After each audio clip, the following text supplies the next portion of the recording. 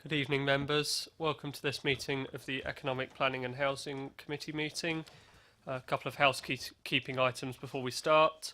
There are no fire alarms scheduled for this evening. Therefore, if the fire alarm sounds, please evacuate the building immediately. The fire exits are located at the rear and side of this room. Please go down the stairs and meet in the War Memorial Park. Please note that this meeting is being webcast live on the internet, and can all members switch their phones off or turn them to silent? Thank you.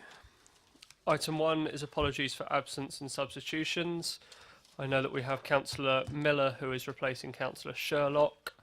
I believe that Councillor Cubitt will be joining us soon, or I hope so. Other than that, I think we're all present and correct. Item 2, appointment of a Vice Chair. Are there any nominations? In which case that rolls forward to the final meeting of this municipal year. Item 4, there are no urgent matters. Item 5, item 3, declarations of interest. Are there any declarations of interest? No. In which case we move on to item 5, minutes of the meeting held on 25th of January, which was circulated earlier this week, I believe. A couple of points on updates for those, which I know that members were chasing from the last meeting, and that's whether green space outside the borough's ownership have been included in the calculation of open spaces, and whether officers are considered if the information on viability assessments could be made available. They were the subject of an email from the officer Paul Johnson earlier this week. We also asked when a written response to questions on why the council had not published its own pay data would be received, and that will be published once reviewed on the 26th of February by the HR committee. So the process is that the HR committee would see that report first, and then that will be published. That also answers the point on when would the Human Resources Committee be considering that item. And the other item was when officers would circulate the data analysis held on full and part-time pay for men and women as agreed by officers, and that was circulated by Di Bromley on the 22nd of December, I believe. Are there any questions on the accuracy of the minutes? Yes, and Councillor Harvey. Thank you, Chair. Final page, top bullet point. I'm thinking the negative should be that rather than the positive. Hope that a private sector partner that had rejected the principle of 40% affordable housing would not have progressed to be part of the procurement process rather than had progressed. Sorry, where are you, Councillor Harvey? Final page, top bullet point. That needs to be turned into the negative. Yes. Thank you. Are there any other comments on those minutes? Thank you. We do have a matter which is arising on those minutes, which I believe Councillor Raffel would like to speak to briefly. Thank you, Chairman. I wrote a letter to the Department for Communities and Local Government in relation to the nationally described space standard. You'll recall at the last meeting there was some thought given by members that we really ought to be trying to incorporate that if we possibly can, and officers were giving their understanding of where matters stood, and I thought it'd be important to write for some clarification. I had a letter which I'll read the important chunk for you. The Nationally Described Space Standard, NDSS, was introduced in 2015 in the Housing Standards Review to rationalise existing space standards set by local authorities. It can be applied by a local authority subject to assessment of need and viability. The expectation is that the NDSS will feature in the local plan, and when it does, it can be attached as a condition of planning permissions. If it does not feature in the local plan, and of course it doesn't feature in our current local plan, if it does not feature in the local plan, although a helpful standard, it will not have the same formal power through planning. So as to adopt it in any other way means it will remain a recommendation, not a condition of planning. Of course, that's probably the heart of the matter that was being discussed by members on the last occasion. There's a bit more to read, actually. But I just alert you that really was the heart of it. Sir Eric Pickles' written ministerial statement, WMS, of the 25th of March 2015 set out how the space standard should be applied. It can be applied where a local authority has an appropriate local plan policy in place, subject to an assessment of local housing need and viability. Basingstoke and Deane Borough Council, having recently updated their local plan, and might now only be able to include the standard in the next 5-yearly cycle. In the meantime, they might establish evidence and refer to it in their supplementary guidance, but they need to be aware that it will then not be attachable to planning permissions as a planning condition, but retain the status of guidance. Their proposed supplementary planning documents, SPD, will go to public consultation, but will not lead to the same level of planning inspectorate scrutiny as would a local plan. The risk with the SPD approach is that it will not deliver the powers behind the policy design, which works when the NDSS is referred to in the local plan. The Planning Practice Guidance, PPG, describes the method needed to embed space standards. There are no plans to add an alternate method to the actual method described in the PPG, as this adds greater scope for complication, which the Housing Standards Review sought to reduce. So the method, of course, to embed it is obviously through the local plan, and there are no plans to change that. The application of a policy is a matter for the decision maker, the local planning authority, having regard to the local plan and any other material considerations. The written ministerial statement of the 25th of March 2015 is one such material consideration. I note that Basingstoke and Deane adopted a local plan in May 2016 and that it contains a policy which sets out requirements for new development to provide a high quality of amenity for occupants, having regard for issues such as amenity space. You will appreciate that I cannot comment how that policy would apply to particular developments. That would be a matter for the decision maker. However, the intention of the March 2015 statement was clearly that any references to space standards in either existing or new policies should be interpreted by reference to the nationally described space standard. That's the big hint which the officers are taking away from this. The policy we've got should be interpreted by reference to the nationally described space standard. The development of a supplementary planning document, which as you know is out to consultation, and that's why this is relevant. The development of the SPD on design and sustainability, which will refer to NDSS, is possible. So that answers another question that we raised. In considering that, the Council should take account of paragraph 153 of the National Planning Policy Framework, which explains how SPDs should be used. Paragraph 153 says, supplementary planning documents should be used where they can help applicants make successful applications or aid infrastructure delivery, and should not be used to add unnecessarily to the financial burdens on development. So what I've done is I've asked the officers to include this letter as part of the consultation on SPDs that's going ahead, and then we'll work through it and see how we can develop an SPD which refers to these standards.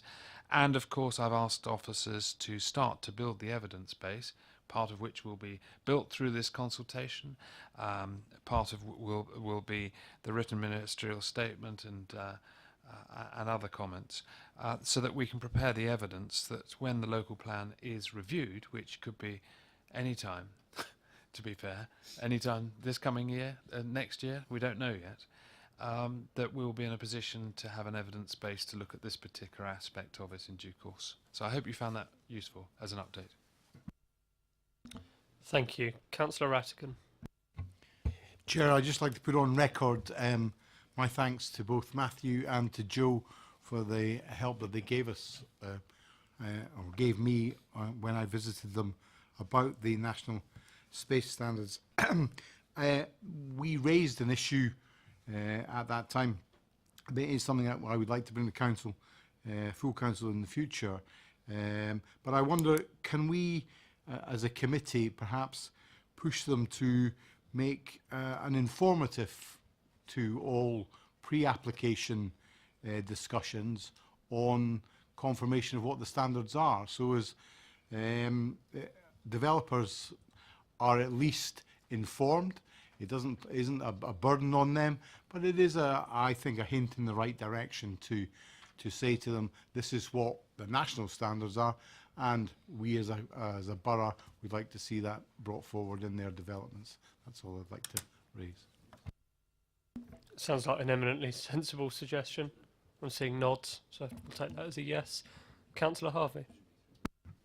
Thank you, Chair. Can I thank the officers and the cabinet member for writing in the way they have and getting the response they've done. That's really good and informative for us, I think, in how we do take it forward. So I support what's been said as far as the SPD is concerned, and support Ken in terms of saying as well, let's look at it as an informative. You could imagine attention being drawn to the letter in a pre-app version, a conversation with our officers and a developer where at least they cannot avoid the fact they have had their attention drawn to it.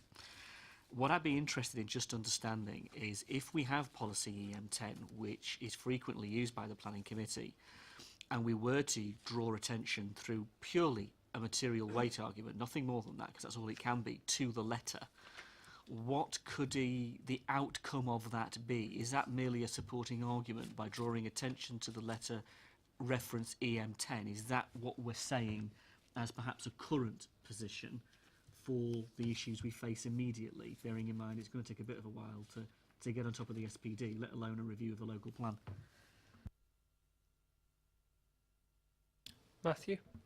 I'll try and answer that, because I think it's fair to say we're still working through the letter to understand exactly how we can reflect it in the SPD and any future future planning assessment of planning applications. I think the letter gives a steer on that, because I think what it makes it clear is that there's the potential for the council and Development Control Committee to use it as a helpful standard, but what it won't have is the same formal power as if it was part of the local plan. So it's there as a material consideration, but the weight I think which members would give to it at Development Control Committee, I think the advice we will give to them is it doesn't have that same status as if it was in a local plan. So it's there, it's helpful, but it wouldn't in itself, I don't think, be a firm baseline for making a decision on planning applications. And I think that the thoughts made earlier that really what we should be doing is putting our emphasis on pushing it at the pre-application stage, I think is a helpful one, because I think if we can get in early with developers and at least point them in that direction, I think that's probably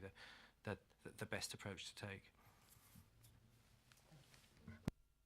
Thank you. I appreciate we've digressed slightly from the minutes, but that's a helpful update and a helpful brief discussion on that. With that amendment on the minutes, I'll sign those as a true and correct record. In which case we move on to item 6, commercial to residential permitted development. I believe the portfolio holder is going to introduce before either Matthew or Matt Melville say a few words. So, Councillor Raffel. Well, as members will see from the report, permitted development in relation to commercial to residential development has been in force for a number of years now, but it's still relatively recent in the sense of assessing the consequences. On the one hand, the benefits of providing homes in redundant office space are appreciated, I'm sure, by all of us. There's clearly reduced costs because the buildings are already there, and in some cases conversions may be relatively easy, and there's obviously an extensive need for new homes. But there are obviously unintended consequences, and it's important we don't necessarily overstate them, but they are set out in the report at paragraph 2.2. What they may be, I don't need to repeat them to you because you've got it in front of you. And I think perhaps the sort of areas that I'm interested in hearing from you and seeing you discuss would be, will these new homes be regarded as acceptable homes in 20 years' time? Without overstating it, because some will. I mean, there's plenty of offices and factories and warehouses up and down the country where there's warehouse development in London and Manchester and places we can all imagine. We've seen films with them in that are beautiful and are well loved. But will these ones that are happening in our borough is the question. Are these conversions having a detrimental impact on employment areas?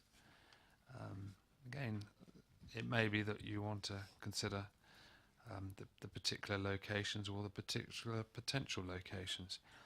How do we address the lack of infrastructure? Perhaps the shortage of access to open space, to parking, and other services.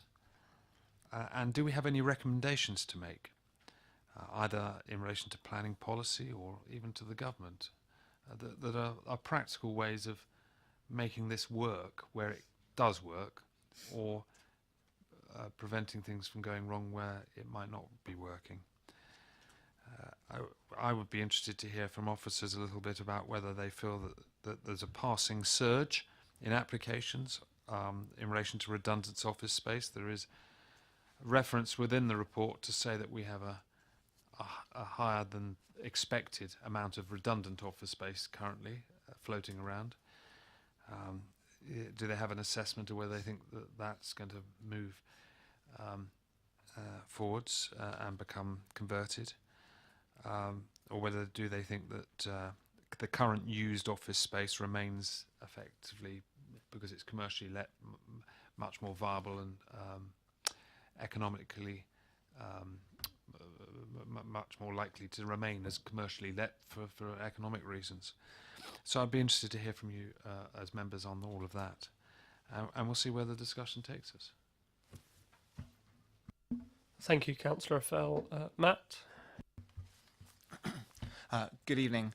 This paper provides an audit of commercial to residential conversions that have taken place under permitted development rights. The paper has arisen from a council motion in March 2017 and a subsequent discussion at this committee in July 2017, where members identified the information that they would like included, and these are set out in paragraph 2.2 of the report. The report is then subdivided to address these issues. The report identifies that PD conversions have made a valuable contribution to the supply of new homes, and in particular the provision of smaller homes at the cheaper end of the market. It provides an assessment of the accommodation created and its impact, looking at a range of issues such as unit sizes, impact upon the nighttime economy, and the conversion's impact upon infrastructure and council revenue. The report also considers the impact of conversions upon employment land. It finds that a significant amount of floor space has been lost to PD conversions, but that the current vacancy levels in the office stock remain high. However, the modelling undertaken by the Council's new economic needs assessment does now suggest that the supply of land for offices could potentially be tight by the end of the planned period. Whilst there does remain some uncertainty around this issue by the nature of modelling, this could provide justification for the Council to intervene on a selective basis to ensure that the best stock is protected. The report recommends serving an Article 4 direction to remove permitted development rights and protect the borough's most important office sites in Basingview and in Chinham, and members' views on this are welcomed. Thank you. I think it's probably best if we stick with questions on the report first. If we can try and stick to questions, that would be helpful. Members? Councillor James. Thank you. Matt, can I ask you, in relation to page 8 of the report, the table figure 1, if you go back to, and I guess you won't have it in front of you, but if you go back to the paper that we had presented to us prior to this, what date would it be? It would have been in July. The figure in that document that relates to permitted prior approvals and completed schemes is completely different, and I just wonder if you could explain that. So, for example, the total figure is 1,363, and this figure here in this table is 1,070. And so if you look at the permitted prior approvals, goes up to 2016-17, and if you look at your document in front of you, 2617, the figure on the old table was 307, and you've got 17 potential gains in residential unit, and applicants granted, there's 9 in the old report. And there's just discrepancies, and then you got 2017-18, and I just, if you look at that, it equates to a lot more. So Thank you. Matt? Yes, I'm happy to explain that. There's a little footnote, footnote 1, which tries to explain this to a certain extent. The problem is that on lots of these sites, multiple planning applications have been submitted, and if each row reflected all the applications granted in that year, there'll be lots of double counting. So, for example, in the example you highlighted in 2016-17, the original data that you provided in July included the consent at Churchill Plaza within that, which at the time was 257 units. However, since then, in 17-18, a further planning application was submitted for, I think, 283 units. And so this table didn't double count and overinflate the total number. The 257 no longer appears in the 16-17 number and is instead just included in the 17-18. So that's the reason why the applications granted numbers have changed. In terms of some of the very minor changes in the completed schemes, I think that's principally due to, at the time this report came to you in July, we hadn't yet finalised the completion data with Hampshire County Council, who we do the monitoring with. And so there were 1 or 2 nuances about whether there was 1 unit in here or 2 and so forth. thank you. That's helpful. Councillor Watts? Thank you, Chair. I'd like to thank the officers for the report. It's an excellent report. Number of questions sort of around protocol. Permitted developments, are they actually lodged with the local authority, local planning authority? And how long have the developers got to build those permitted developments? And are DC aware of those permitted developments applications when they come in? That's just free. Yes, so developers have to apply for prior approval from the local planning authority, and the regulations set out the matters that we're allowed to consider.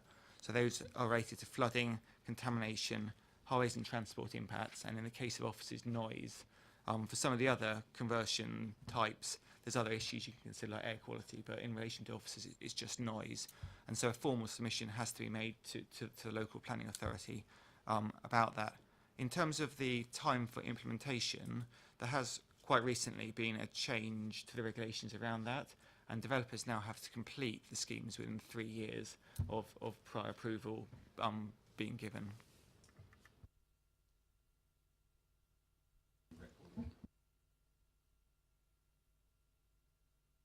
I think most of the decisions are delegated. How do members, local members, are aware of what's happening in their particular wards? I mean, we don't get any in South Hamlet, but I mean, my colleague here is probably inundated with them. How does he get informed of permitted developments within his ward? I can answer that, Chairman. They will appear on the weekly list. Right. I think one of the challenges we've got, and Matt will put me right if I'm wrong, but I'm pretty sure, is that we're required to make those decisions within 56 days. And if we don't make that decision within 56 days, in effect, there's a deemed approval. And I think the other element of it, which I can understand members' concern about, but it's the reality of the situation, is that the assessments are constrained by legislation, and they're all technical assessments. So there isn't that ability for members to use their sort of wider policy judgment to assess those applications. It's purely a technical assessment around things like flooding and air quality. But I think the biggest challenge is they've got to be dealt with within 56 days, otherwise there's a deemed approval. That's helpful. Councillor Parker?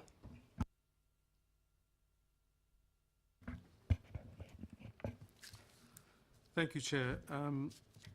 Within the report, there's considerable comment about the number of these conversions primarily being in the town centre. and we have the particular paragraphs in regard to Churchill Plaza and the impact it has on the average statistics. And then we go on to look at the business land available, employment land, and the recommendation is to introduce Article 4 for Basingview, the business parks, but we've chosen not to introduce an Article 4 to now perhaps allow some reduction of the impact within my ward, Eastrop. So my question would be, why is that? Matt?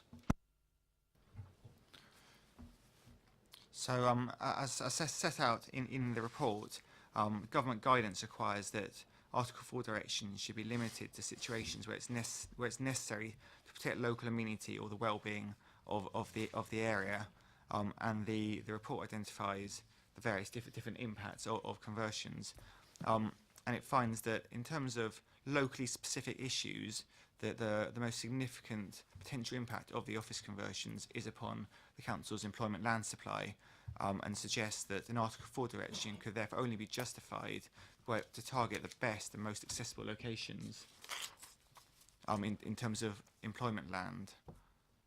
So the rationale for those areas is based around the importance of those employment sites. Thank you. Councillor Parker? Well, I still don't understand. I hear what the officer's telling us. What I understood that part of the consideration would have to be on pressure of provision of medical care, schools, transport infrastructure. All of these, by the very high number of these particular developments, are now being put under pressure and potentially will continue to be put under pressure. How is it that business interest comes still again here before residents' interests? I mean, I don't see within the actual data of the report that the case is made. Matt, do you want to respond, or shall we take that as a comment? I think it's probably taken as a comment. Councillor Miller was next. Questions?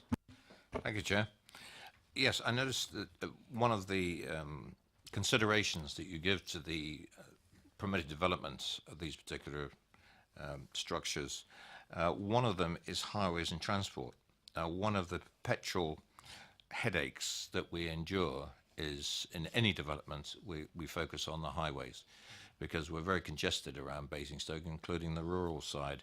Now, when it comes to an area where permitted development is being undertaken at an industrial site, I'm just going to ask this question because we've had a change in the approach to highways recently under development control, with Hampshire County Council backing off and providing standing advice. Now, in the case of permitted development rights on these particular industrial structures, which way does it go?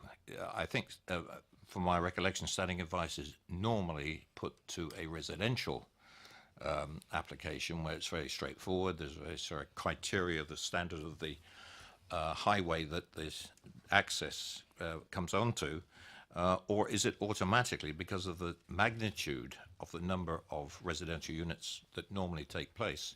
I can think of several that are going on at the moment. Do we refer it to a highways officer, and who looks at this? Is it the highways officer at Basingstoke, or is it the highways officer at county? Because these issues often come up as a matter of debate at the committee stage, but we don't get sight of these at committee. But highways is a very sensitive issue. There are other sensitive issues, I hasten to add, but this is one that I feel that we are all concerned, certainly as far as DCC is concerned. Could you elucidate, please? Matt? Yes, so certainly I'm aware in relation to the smaller scale schemes, which the majority of these are, it's our internal highways officers who comment. And as it would be with any other type of planning application, their judgment about their highway and transport impacts is made on a comparison basis between the existing use and the proposed use, and whether any additional harm would result. Councillor Miller? Yeah, I think my specific question was, who addresses it? Is it under standing advice or is it under highways? Because the use is changing. If you have an industrial unit, let's make it as general as that, you have a certain flow of traffic in and out. When you have residential, you have a completely different model of way of calculating the traffic, the parking, because it's not just this time of the morning, this time of the evening, everybody go home. It's a residential, and it's a different model. That was my question. Matthew? I think, Chair, if it's okay, I think we'll take that away, because I'm not sure I can answer categorically whether it's just a standing advice or whether we get our highway officers internally to look at them. I doubt very much that there's an involvement of the County Council in that assessment. And I suppose just to pick up on the point Matt's made, I think that there's a significant challenge here, because all the existing buildings, notwithstanding the comments you've made, do have a notional car parking and traffic generation, and actually trying to prove a case that a change from a empty office block or a block which is has potential for office use to residential is going to have a significant damaging impact on highway safety, I think is a very high bar to get over, which is why I think to date there's none of the applications which have come through. There's been a highway safety objection made by the highway officers, and I think that would be a very difficult one in other than very exceptional circumstances. But I take the point that it's a different nature in terms of the traffic generation created by a residential use as opposed to an office use. But I think that, as I say, trying to identify that there is a significant impact which justifies refusal of prior approval, I think is a very high bar to get over. Thank you. Councillor Rattigan? Thank you, Chair. You mentioned the assessments, the transport and the roads. How do we feed in to national government our wish to have different assessments? So the impact on schools, on doctors' surgeries, on wider transport, or even just links to facilities within the town. When do we get that opportunity to ask them to change those assessments? Matthew? Slightly difficult one. It's an interesting question, because I think it raises a valid point. I suppose the way that you could seek to influence the factors which the government allows you to take into account at prior approval would be to put some pressure on the government directly.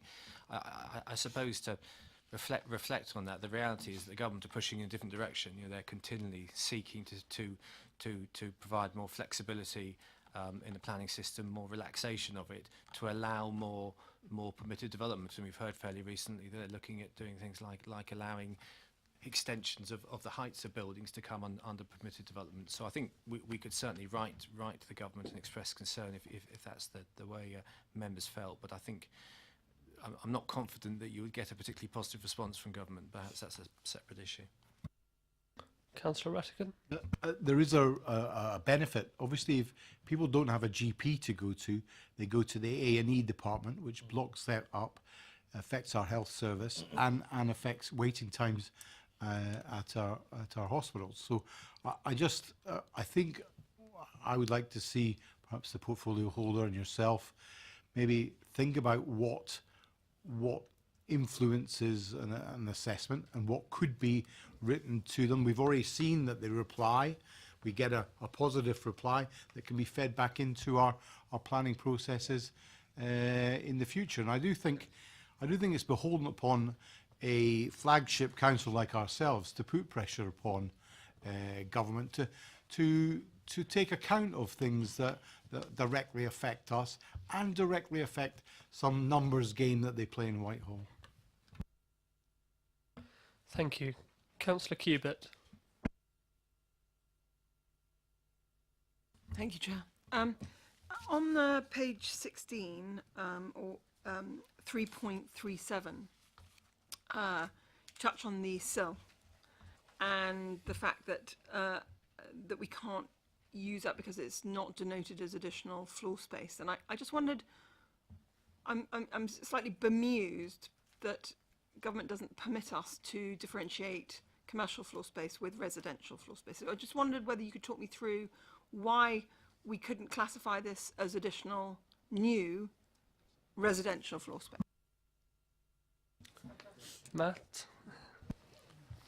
I'm afraid that the sewer regulations are just about net floor space gain, regardless of the uses involved. So a change of use which wouldn't result in any new net floor space would not incur a sill charge. I hear what you're saying. Councillor Cubitt. I hear what you're saying, but I can't believe that government's that stupid. I mean, maybe I'm being naive. You might be the only one who believes that. No, no, but I just don't believe it. And I just wonder whether we could just get some additional clarification, because it doesn't make any sense. I mean, in terms of sill, it just intellectually is moribund. I mean, I'm not blaming you. I'm just saying it's completely and utter nonsense. So what, if possible, and I'm not blaming you, but if we're interpreting it correctly, then if Councillor Raffel is correct and he wants us to give him stuff to feed back into the system, that has got to be the number one message to central government, is please just give us the ability to differentiate conversion from commercial to resi, because we all know that the way that business is being undertaken is changing manifestly. We know that retail is changing manifestly. We know we're in the middle of the fourth industrial age, and that everything and behaviours are different, and people are not going to be travelling to these huge, great big offices, and they're not going to be travelling to these great big shopping centres, and everything is changing. And that therefore, because that's the one thing, in my opinion, the one thing that would change the whole impact of this permitted, because I don't have a problem with making the planning system more flexible at all, provided that we're not building the slums of the future, and provided that the developers contribute in this stretch of development, as opposed to when they have to build a new house and they have to contribute. It would be a nonsense. So that's my first question. My second question is in 4.11. Can we have a page number? Sorry, page 22. And then I've just got one other question, and then I'll shut up. You define the guidance reference, Article 4, and it's pretty vague. And we know from other interpretations of the MPPG that it's nice and vague, and it's nice and vague in order for us to be able to present a case and hopefully persuade amenable civil servants and ministers in Whitehall to allow us to interpret things the way we would like to. And in this instance, what I don't understand is why you're saying it's exclusively focusing on overall commercial floor space. Because the way I interpret proper planning of the area is that can be all-encompassing. So could you just explain to me why you're not interpreting proper planning of the area to include, say, for example, in the event that we were to have a permitted development application for a huge tower block office, and we knew that would have an impact on 3 categories, why we couldn't apply that bit of the MPPG? Matt or Matthew? Or a team? A combination. Shall I start? I think if I understand the concern, what the councillor is saying is that although we think there's a case in specific areas of the borough where you could argue an Article 4 direction because of the impact on economic well-being, and we've identified a couple of locations where you could we think justify an Article 4 direction, that is based on some fairly clear evidence about the nature of the office market, the availability of supply. I think the challenge we've got in terms of that wider assessment of the impacting on the proper planning of the area is that we don't think the evidence is there. We've we've highlighted that new residential development puts additional pressure on existing facilities, but we don't think on the basis that work we've done today there is that clear justification that there is a damage to the proper planning of the area, not least when you put alongside that actually some of the benefits of having new residential development, particularly in the town centre. I hear you, but all I would say is that if there is justification, commercial justification for SIL in normal resi developments, and that's part of the proper planning, contributing to the proper planning of the area, the very fact that there's no SIL emanating from these at this juncture would to me say that it's creating an additional deficit in infrastructure funding, which we would ordinarily be seeking through the SIL. So I would have thought just that simple intellectual argument would, in my opinion, enable us to use the Article 4 on the grounds that we already have a £200 million deficit. We're now adding X number of dwellings into an area. We're not permitted at the moment because the bonkers interpretation of floor space doesn't differentiate between resi or commercial. And then we're not getting the finances to flow with the peoples that are coming to the house. I guess the challenge is that it's national policy which supports these permitted development rights, and there's nothing locally distinctive about us not getting SIL from these developments as opposed to other places they won't get SIL from developments either. So there's nothing that particularly sets us apart which would justify us having an Article 4 direction here as opposed to other places. Okay. Has anybody tried working through that argument though?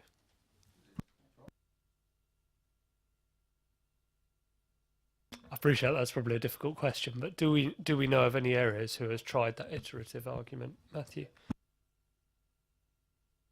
Turn it the wrong way. There are a number of authorities around the country who put in place Article 4 directions to protect office floor space from conversion to residential, where there's really significant demand for residential. But my understanding is that the focus of that has been by putting forward an argument that that's impacting on the vitality of the town centre, it's impacting on the quality and nature of office floor space.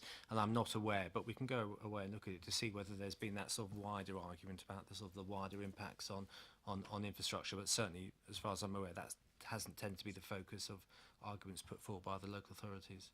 I don't have a problem with Basingstoke being a trailblazer at all. I mean, I think we're an amazing place, and I think if we think, I mean, the fact that nobody else has done it, to me, if we haven't got a doctor's surgery and we've got a bigger deficit in infrastructure simply because, then that's the argument we use to turn down planning applications regularly through the normal routes because of the fact that it prejudices the proper planning of the area. So I can't see why we can't use the same argument within the permitted. Anyway, so the third point is noise, which is one of my huge bugbears, and I go on about it ad nauseum. But I understand with these permitted developments, some of them, not all of them, obviously, but in these office blocks is a big problem with noise, and the conversions are even worse than they are with the Crown Heights noise problems. And I wonder, because we're in the question phase, what do we have in our arsenal to ensure that there is a minimum noise standard between apartments up and down and sideways?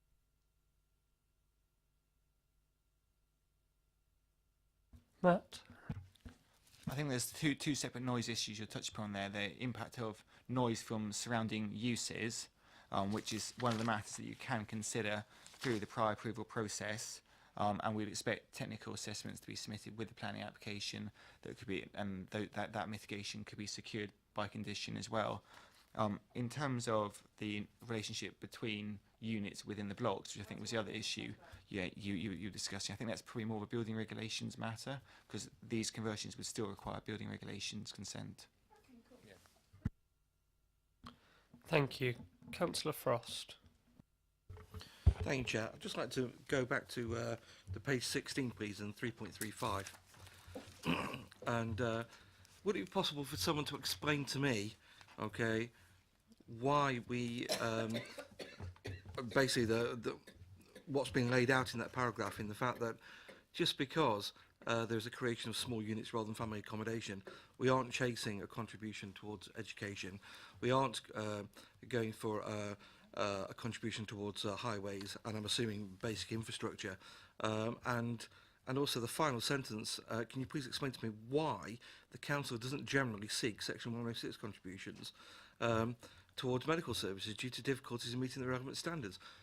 Is it a question that, you know, it is just too difficult, and we have a plethora of Section 106 applications that we can score absolutely shed loads of money, so that we're overrun with funding that we don't actually need to we don't need to go through the difficult bit. Okay, surely, okay, just because something's difficult, it doesn't mean to say it shouldn't actually be done.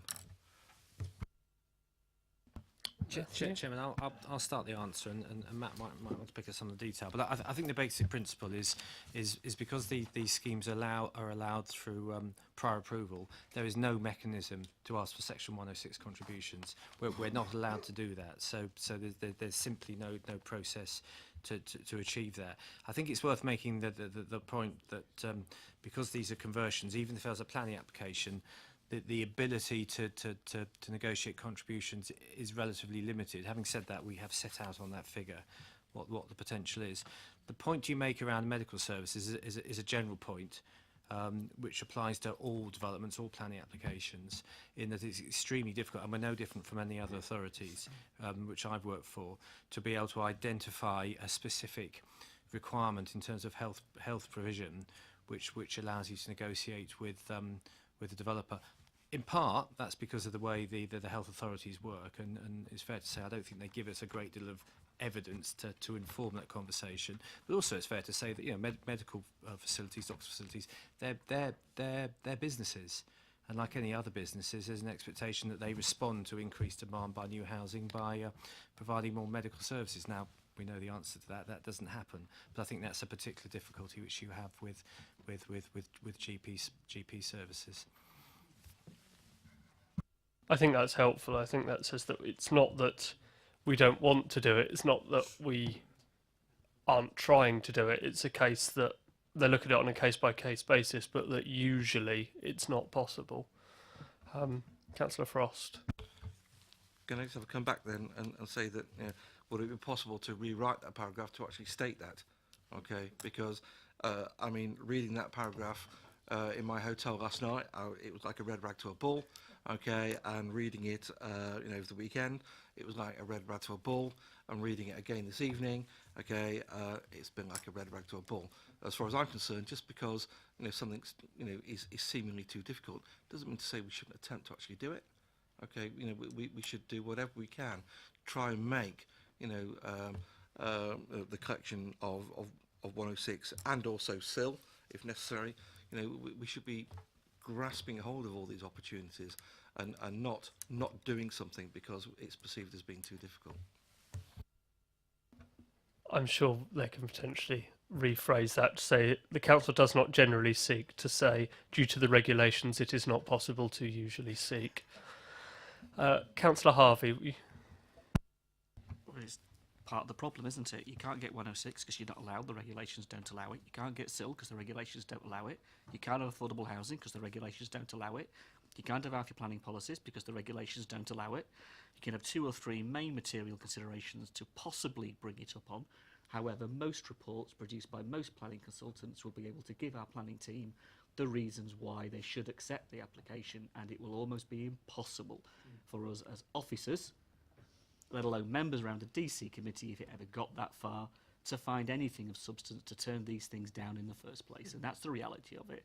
Eric Pickles has got a lot to answer for opening the door to this, and it is a dog's breakfast of a policy. It doesn't matter the politics of this. As one simple, single planning policy, it is a complete and utter dog's breakfast. It is disgusting what it's actually doing, because it's not doing what we want it to do, but the numbers are everything. My question really relates to the economic side of this as well. Lots of points to make about the housing stuff, and I'll make them in commentary, but we have counted, in terms of the floor space lost for completed schemes, the 17 schemes that are in the table on page 17. But we have 53 schemes that have been given consent. So what we actually have are 53 schemes identified across our borough where the development will happen because it's been granted, where we've potentially also lost significant economic floor space. So it isn't just the 17,000 square metres that we're discussing within the context of that table, it's the other element. And I'd be interested to know what that 53 total actually adds up to, because I wouldn't be surprised if we're way past our 64,000 square metres of available space in the granted, not just completed section of what we've seen on PD. I'd be shocked if we were. Maybe you've got the figures. I'm just trying to think of unless we're talking about very small schemes coming forward, which I don't think we are. Matt, do you have further detail on that? Okay, I'll try and unravel this. It's a bit complicated. So the 17,000 square metres refers to just those implemented up to the 1st of April 2017. Subsequent, so prior to that time, employment vacancy calculations took into account that Churchill Plaza had already been lost, because although it hadn't been the conversion hadn't been completed, the employment use in that building had been lost. So the 64,000 square metres, that excluded, that did not include Churchill Plaza within it, and it did not include Fairfields House, and it didn't include the Sun Alliance House in Woke Street. So the baseline position of 64,000 square metres took into account that those conversions were already underway. So in terms of all the other schemes which are which have got consent, I think that they add up to about 12,000 square metres, give or take. It's pretty important because for me that matters, the sense that we've already counted that in the figures in the context of where it then leaves us with the event. And to be fair, 12,000 square metres isn't to be sniffed at either. It's not a small figure. So we're actually looking at the best part, aren't we, of obviously the 30,000 square metres, which is our excess, where we're almost approaching, as you were rightly said, the vacancy rate that you would, on average, see within the context of Basingstoke as an economy. That does raise a question, doesn't it, about supply and the quality of the office space that we're talking about, which is a point I'd like to draw out later, but also, in a sense, the locations. Article 4s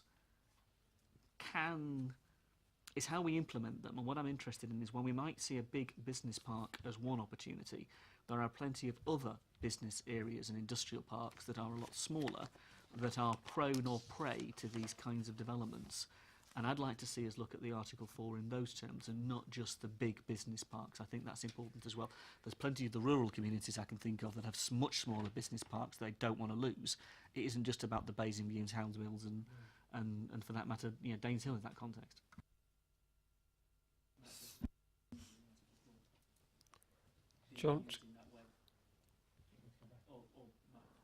Matthew? It's just in the context using Article 4 aside from those larger parks. I think it raises a really interesting point, because I suppose that the starting point is that you shouldn't do blanket Article 4 directions. The government are very clear on that, and they would expect you to do more focused Article 4s, and in our report we've identified that there are some justifications in a couple of areas. Certainly I'm aware of some authorities who, as a consequence of concerns around losing commercial floor space in rural areas, have certainly thought quite seriously about doing Article 4 directions in those locations. So you can look at it in different ways. I suppose I go back to the point I made earlier, is that there needs to be a certain amount of evidence base to support any approach which we take, and we can certainly look at other locations, and I think that the one about rural areas I think is quite an interesting one. But I think to date, really all we've identified in terms of our evidence we've undertaken at the moment is that there's really only just a couple of locations which are particularly significant in terms of the sort of the economic basis of the borough, where an Article 4 direction could be justified. Matt, do you have something to add? I think it's just worth also pointing out that thus far there's been relatively little pressure on the rural areas as well. and the majority of applications have been concentrated in and around Basingstoke. Thank you. Councillor James. I've got quite a lot of questions. You just have to cut me off and then I'll come back. But the first one is on page 9. It's 3.8. You talk about low-cost rental properties, including one-bedroom properties, flats, can meet the need of people on the housing register. The properties that we're seeing being converted as under permitted developments, they're to buy, aren't they? Is the first question. How many of them are being developed to rent? Is the first question.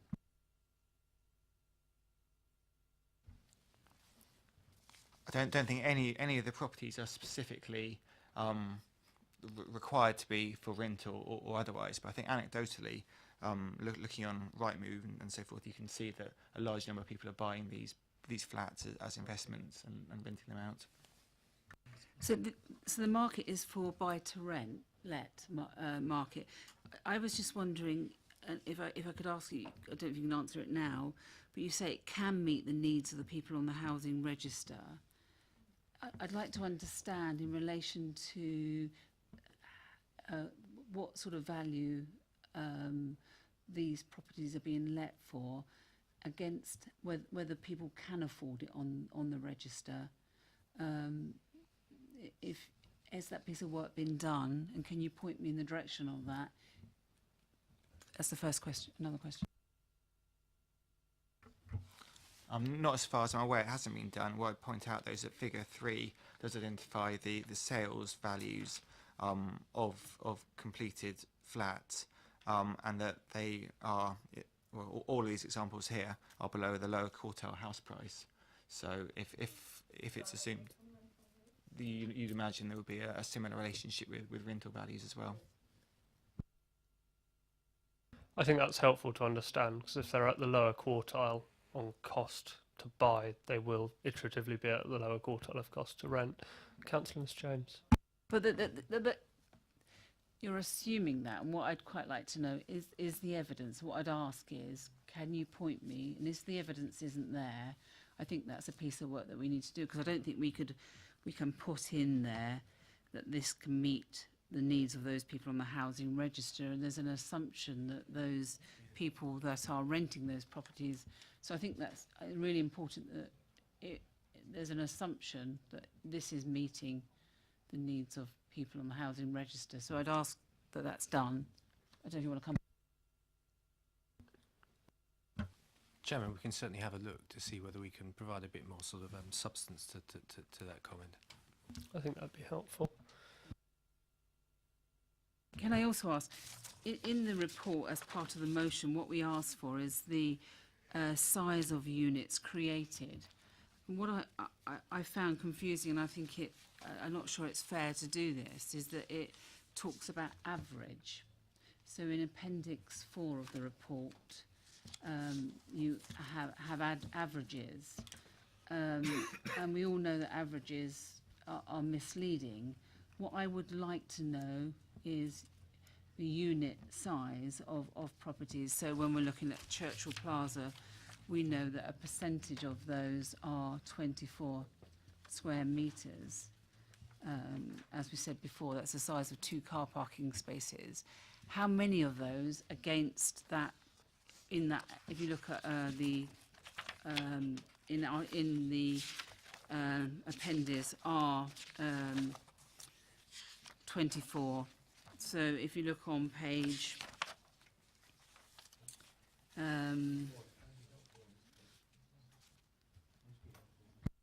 On this point, Councillor Rattigan. No, I just wonder if the officers would be kind enough, when you put the average, if you just put the scale, so from 22 or 24 to 56, it would just give us the range. That might be a more helpful thing. That's all. Councillor James. Can I ask you, could you do that for us? So that because I don't think that really helps me in relation to what we wanted of this report. Chairman, I think it was a helpful suggestion that we can put in some averages. I'm slightly nervous about giving you all the information which you want, because that would be pages and pages and pages. But if a way of presenting it in a way which is useful, adds value, then we can certainly do those averages and circulate them around to the committee. Okay, Councillor James. Sorry. Coming back to the point that others have raised in relation to 3.35 on seal contribution and the 200, and this is on figure 8, on 287 units. In relation to 106, it doesn't mean that we always only receive 106 at the end of a development once it's completed. Sometimes it's phased. So I think it would be, we need to understand, possibly have another table to understand if we included the additional 53 units, what that figure might look like. Sites, sorry, the 53 sites.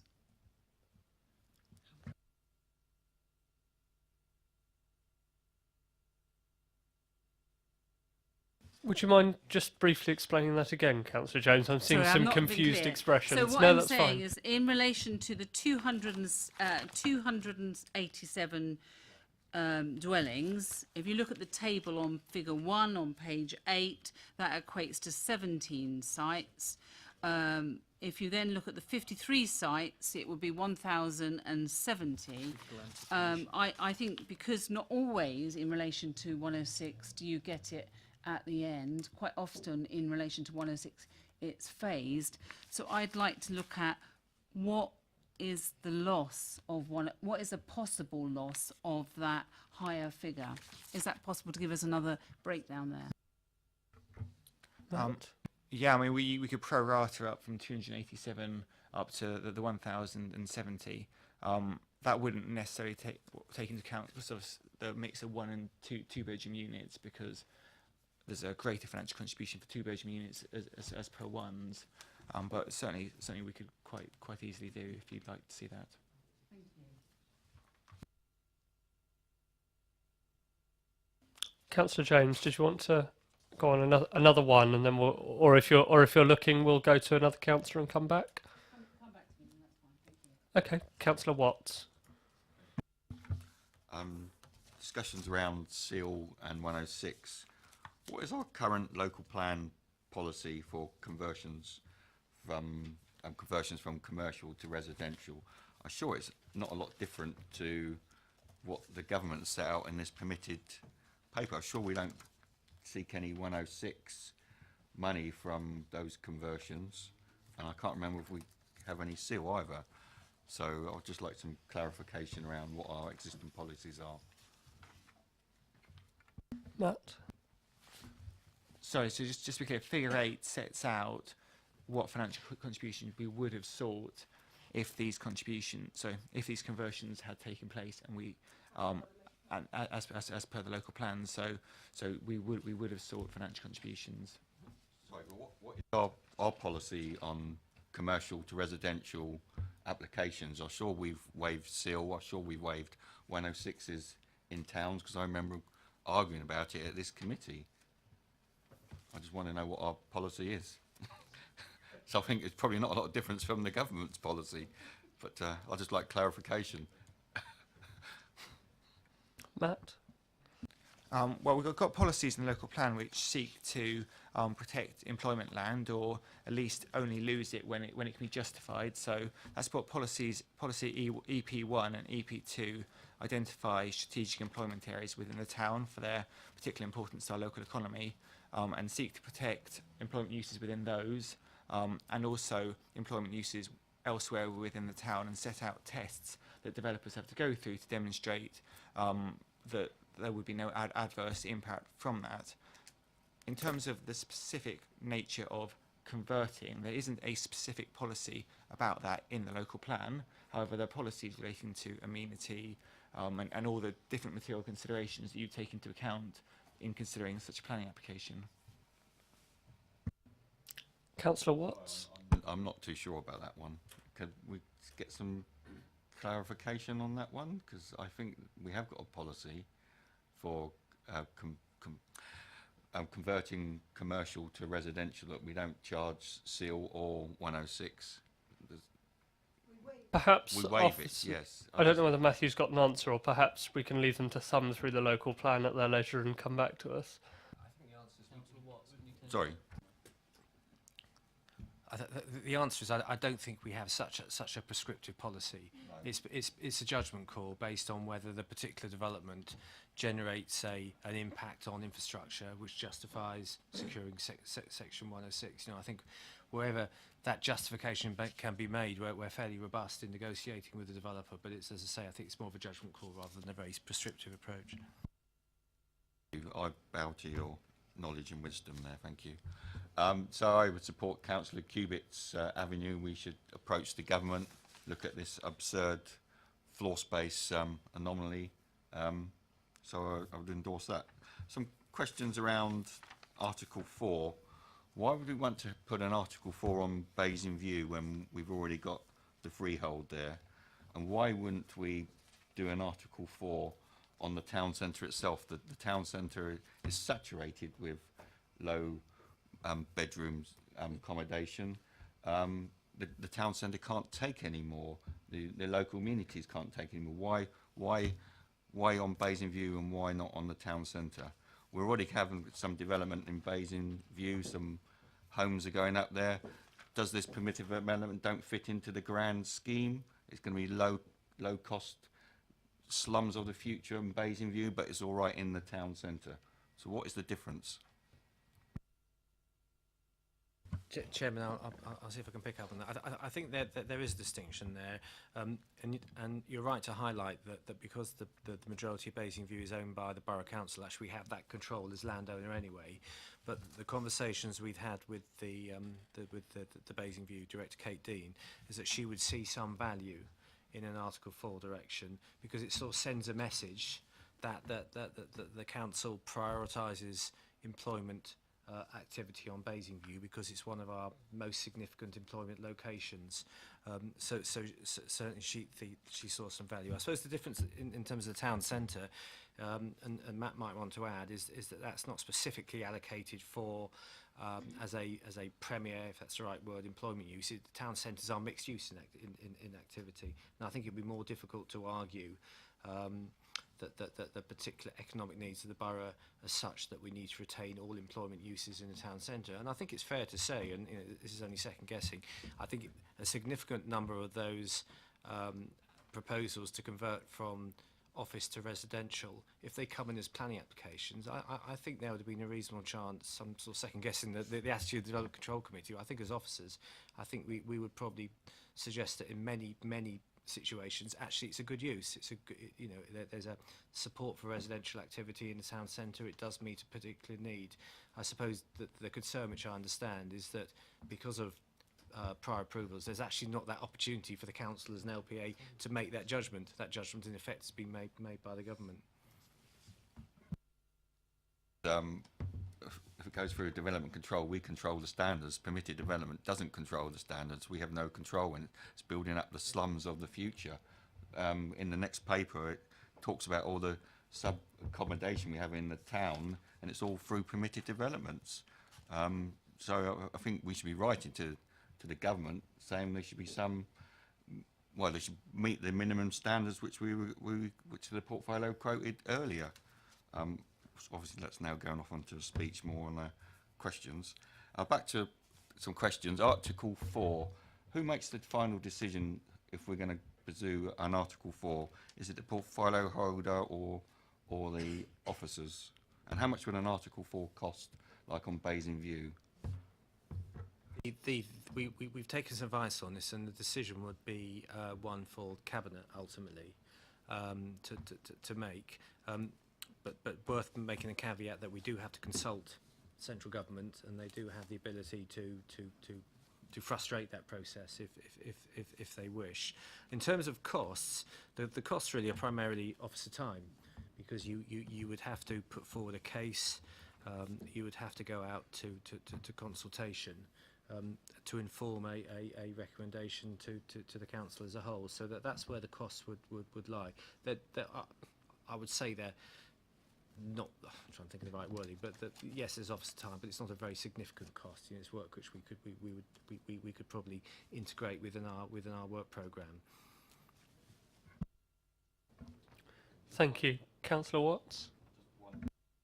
Thank you for that. One clarification: at the beginning of the meeting, we talked about the NDSS, the minimum standards, and just clarification, it wouldn't apply if we adopted it in an SDP. It wouldn't apply in this permitted developments.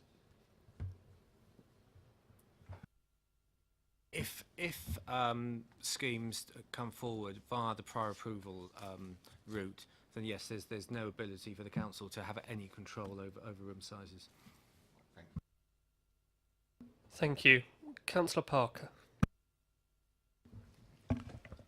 I just wanted to go back to page 7 and just seek a bit further clarification as to why in this report we're using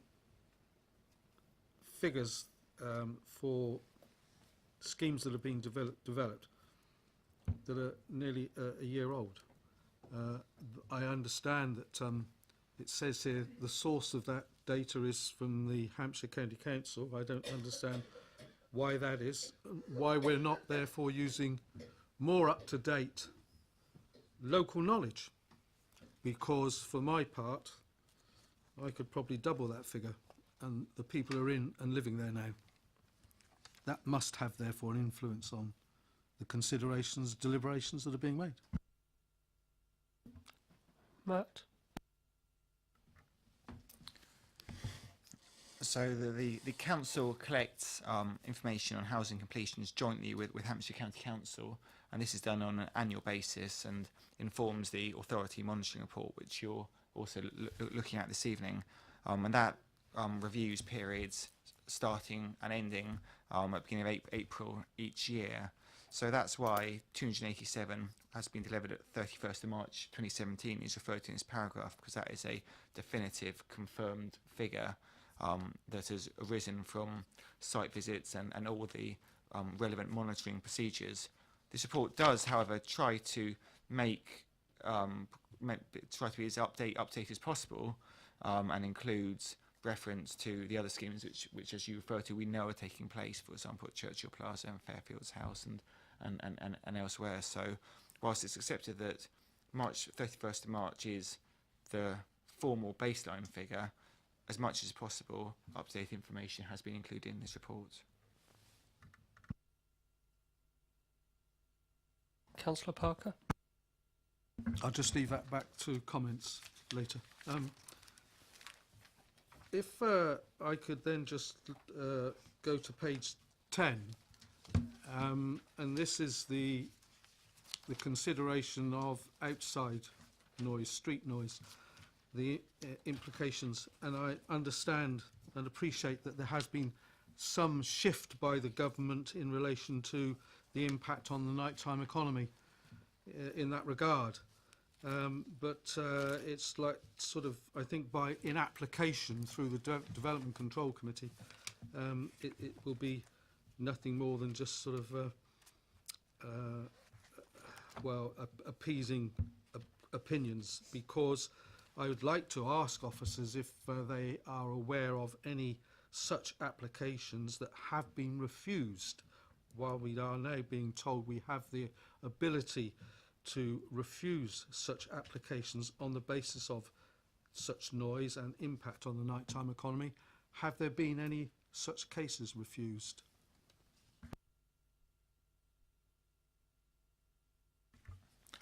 I'm not aware of any applications which have been refused on these grounds, but I'm aware that the environmental health officers are routinely consulted on these issues and look at these planning applications, look at these prior approval applications when they're submitted.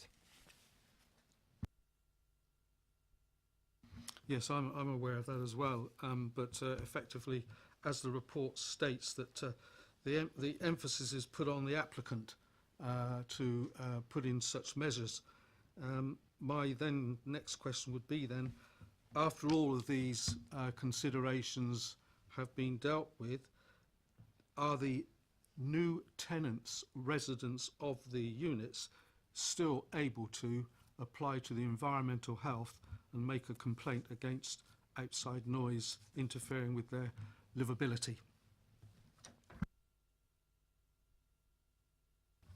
I think the simple answer is yes. Yes, tenants can, or occupants of new residential units can certainly complain if they wish. I think 3.15 of the report is quite telling, because what that suggests is that from the environmental health team's records, there are only a very small number of complaints which they've received from the new residents of PD conversions, which does suggest that that those who do move into town centre locations probably do so with a pretty reasonable understanding of the levels of sort of ambient noise within the town, and moving on that basis and that understanding. Thank you. Councillor Cubitt. Just, one last question. In the report it says that quite a lot of the office blocks are of poor quality and probably need to be raised to ground or whatever, but you know, they're not like kind of high value office blocks. When these flats are all sold, when the refurbishment's done and then they're all sold, what's the lifespan of the building that was already deemed to be of kind of old stock, when all the flats then end up being owned by multiple parties?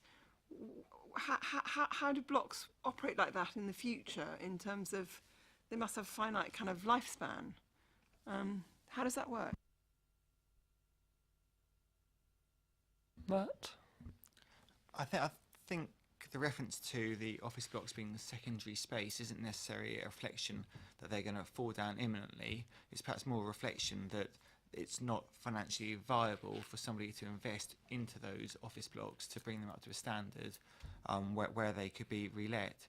Whereas obviously for residential conversion, if the sums add up and they may add up more easily, then the office that block will be improved to make it appropriate for accommodation by residents.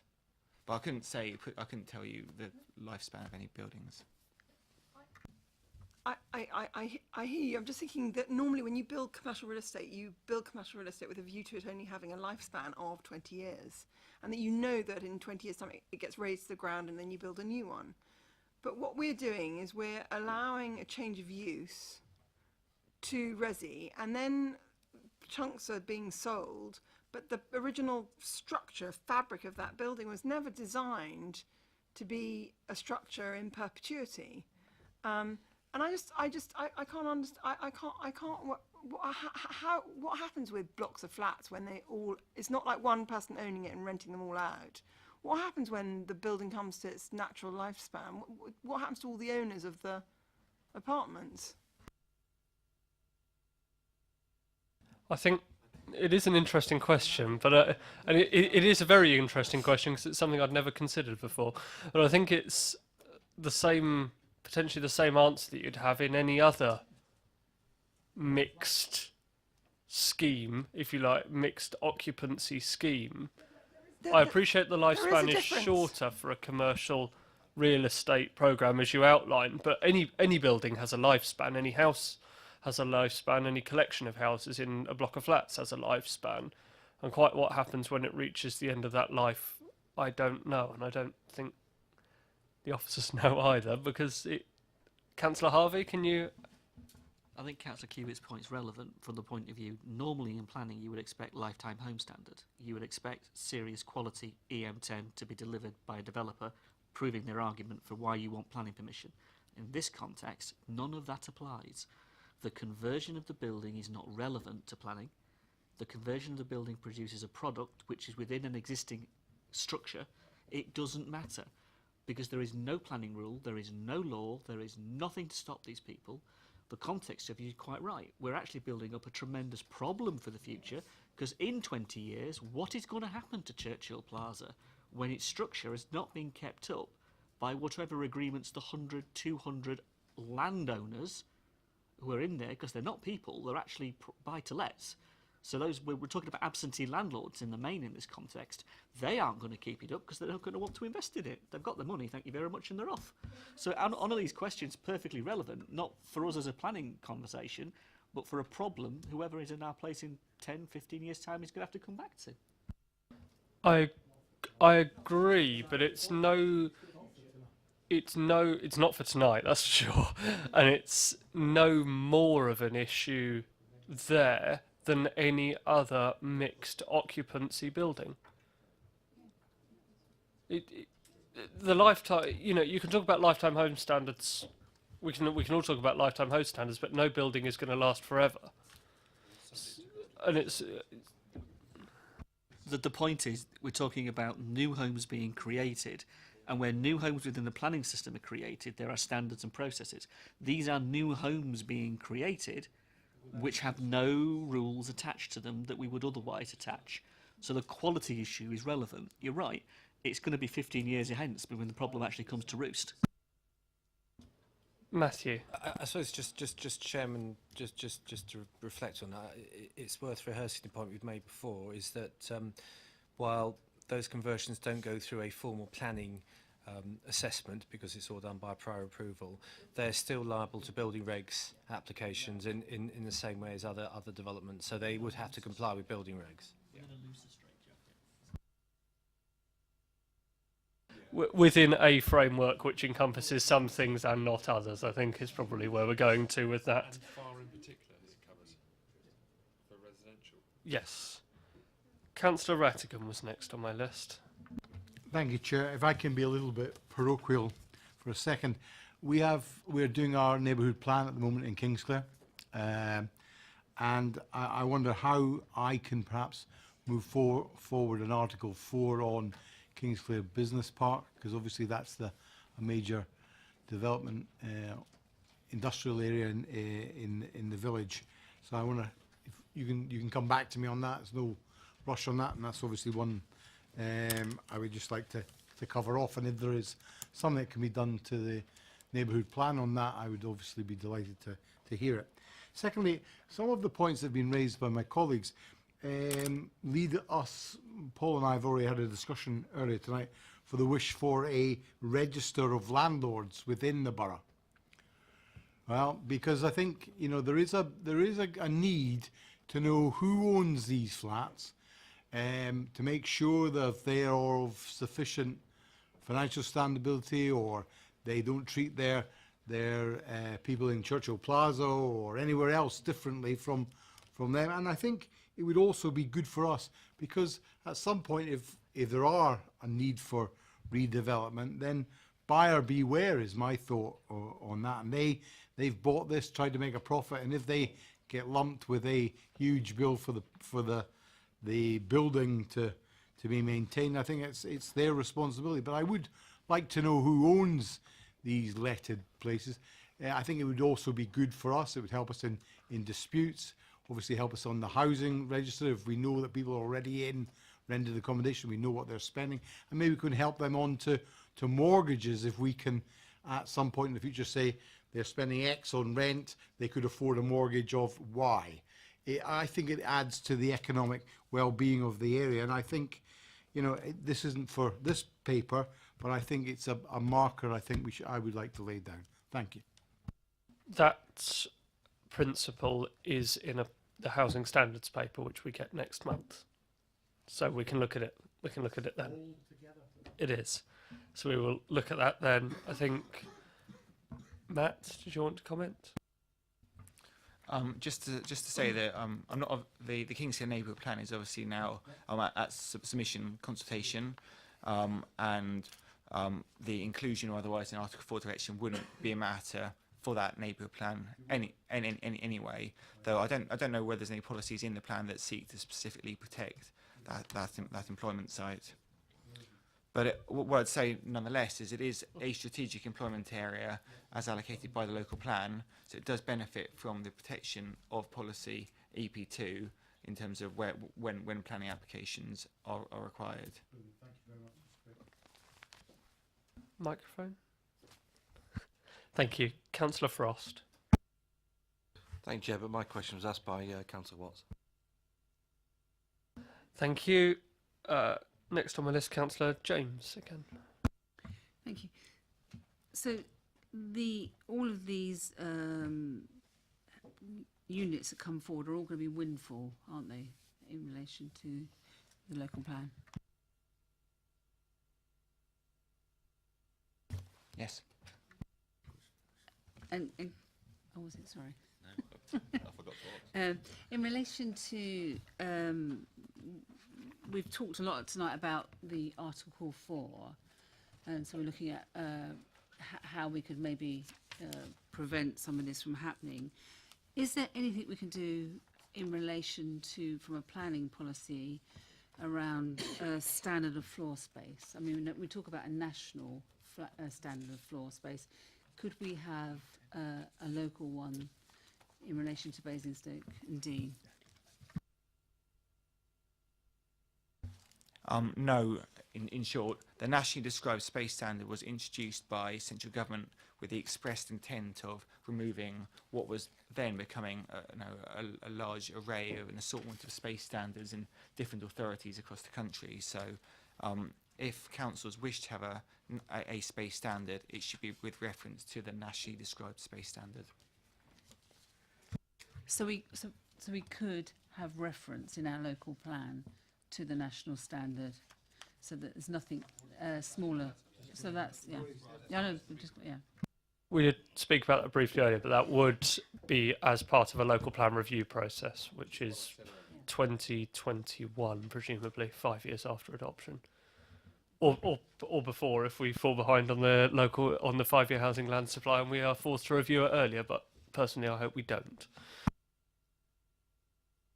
Okay, and so the other one, in relation to, I mean, people buying these properties up to convert, have we looked as an authority, because at the moment we don't actually accommodate people off the or they're not accommodated off the register because it doesn't deliver any affordable housing. Could we, for example, have purchased Churchill Plaza and accommodated people from the register? And are we looking at things like that in relation to properties?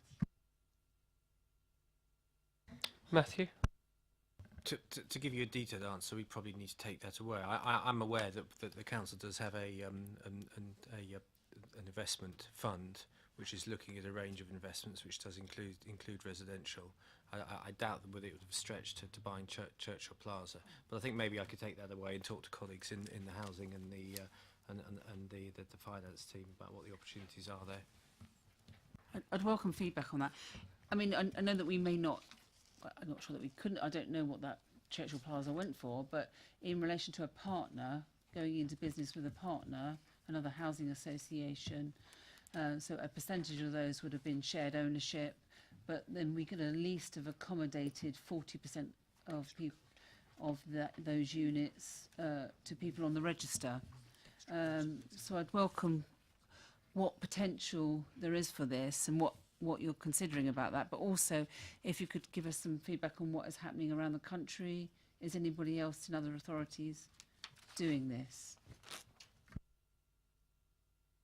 In relation to the point that was picked up in relation to future problems, and I guess, I don't know, when the vision for 2050 is coming back, I really feel that as part of the visioning for Basingstoke and Dean, there has to be some reference to this issue, because it is, if you think about the timescale of that, I hope that the new vision that's going to be presented to us is going to make some reference to, and will we have to revisit our regeneration strategy because of the problems that are going to be caused as a result of this policy, of what's happening and who we're housing, and in relation to the lifetime standard of these. And the other point, can I just raise and ask a question on, is in relation to page 12, Building for Life. The annual monitoring reports has assessed as so far that all of the properties are assessed as poor. Could I ask a question in relation to 320, please, on that?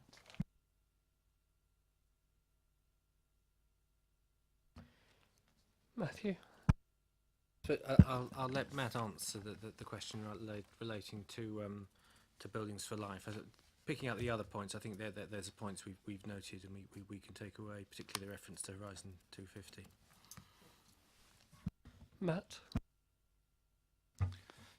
Yeah, so the council scores the largest developments after they've been completed against the Building for Life assessment criteria, and you'll see that in the authority monitoring report in the second part of this meeting, where it reviews the schemes completed in 2016-17.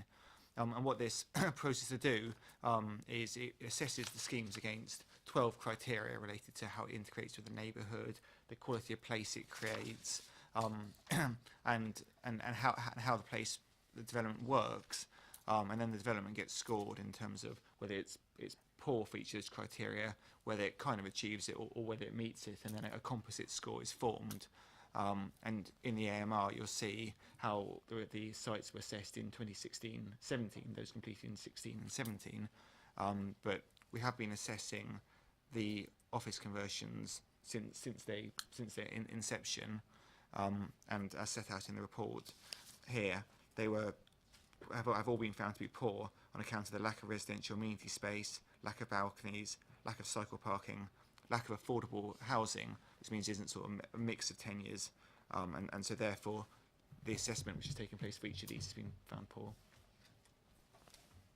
Is that worrying? You know, I mean, how do other properties that are being developed score?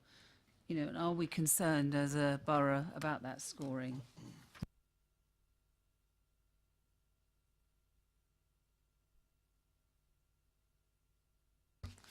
Well, we can look forward at the where it's in the AMR in the second part of the report, and I think you'll find that there's a mix across the schemes, but certainly in recent years a greater proportion have been found to be good, and certainly it is a concern, but as we've established, there are only certain considerations that we can consider under the prior approval process, so some of these issues are matters outside our control.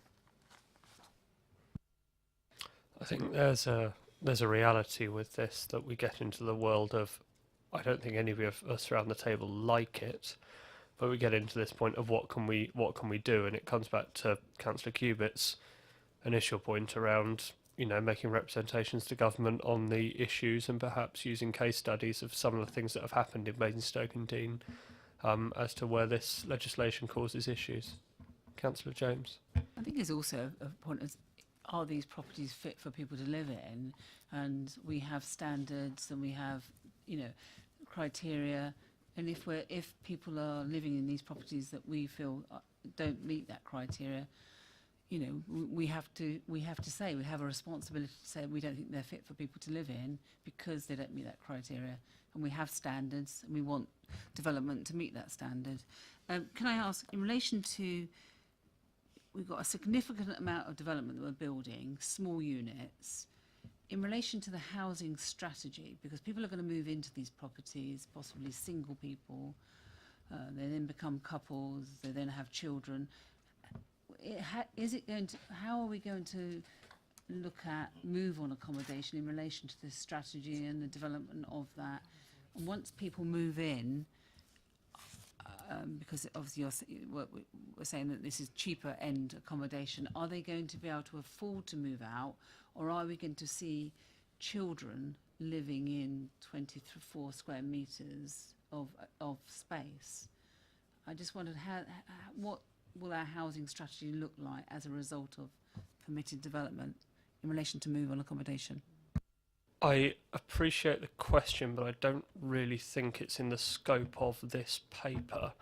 I think the answer to that is that people who move into accommodation move into the accommodation they can either A, afford to move into in the context of buy to live in and rental accommodation, or they live in accommodation which they have been suitably assessed for through the housing register. I don't think whether it's permitted development or not actually has any particular bearing on that. If people then, have an expanding family, they will then look to a different set of accommodation within their budgetary or housing needs framework. If you look on page 7, 2.2, one of the things is the implications of permitted development on the council's housing strategy. So that's why I asked the question. And so I think it's really relevant that we understand it as part of the work that we're doing. What are the implications of this? Because we're building very small units. People are going to move into these. What's going to happen? In relation to people having families in these units without the right infrastructure in there. This is windfall, don't forget. Matthew? Chairman, I think looking at the reference in paragraph 3.7, I think the reference to the housing and homeless strategy it relates to, on the downside, they don't provide affordable housing, which is an expectation of the housing and homeless strategy. But on the upside, they provide market homes at the cheaper end of the target. So I think that's the extent of the analysis we've done in terms of the housing and homeless strategy. We haven't gone further to pick up the points which have been made. It's really just about the contribution it makes to overall supply of housing. Thank you. I don't know whether that answers your question, Councillor Miss Jones. It doesn't really. Probably not. No, because it's a supply as is. But what I'd like to understand as part of the strategy, and it's about, it's very much about the work that we're doing as a committee. How will that impact on what we build in the future? I would just like to understand what are the consequences of permitted development on what is going to be needed.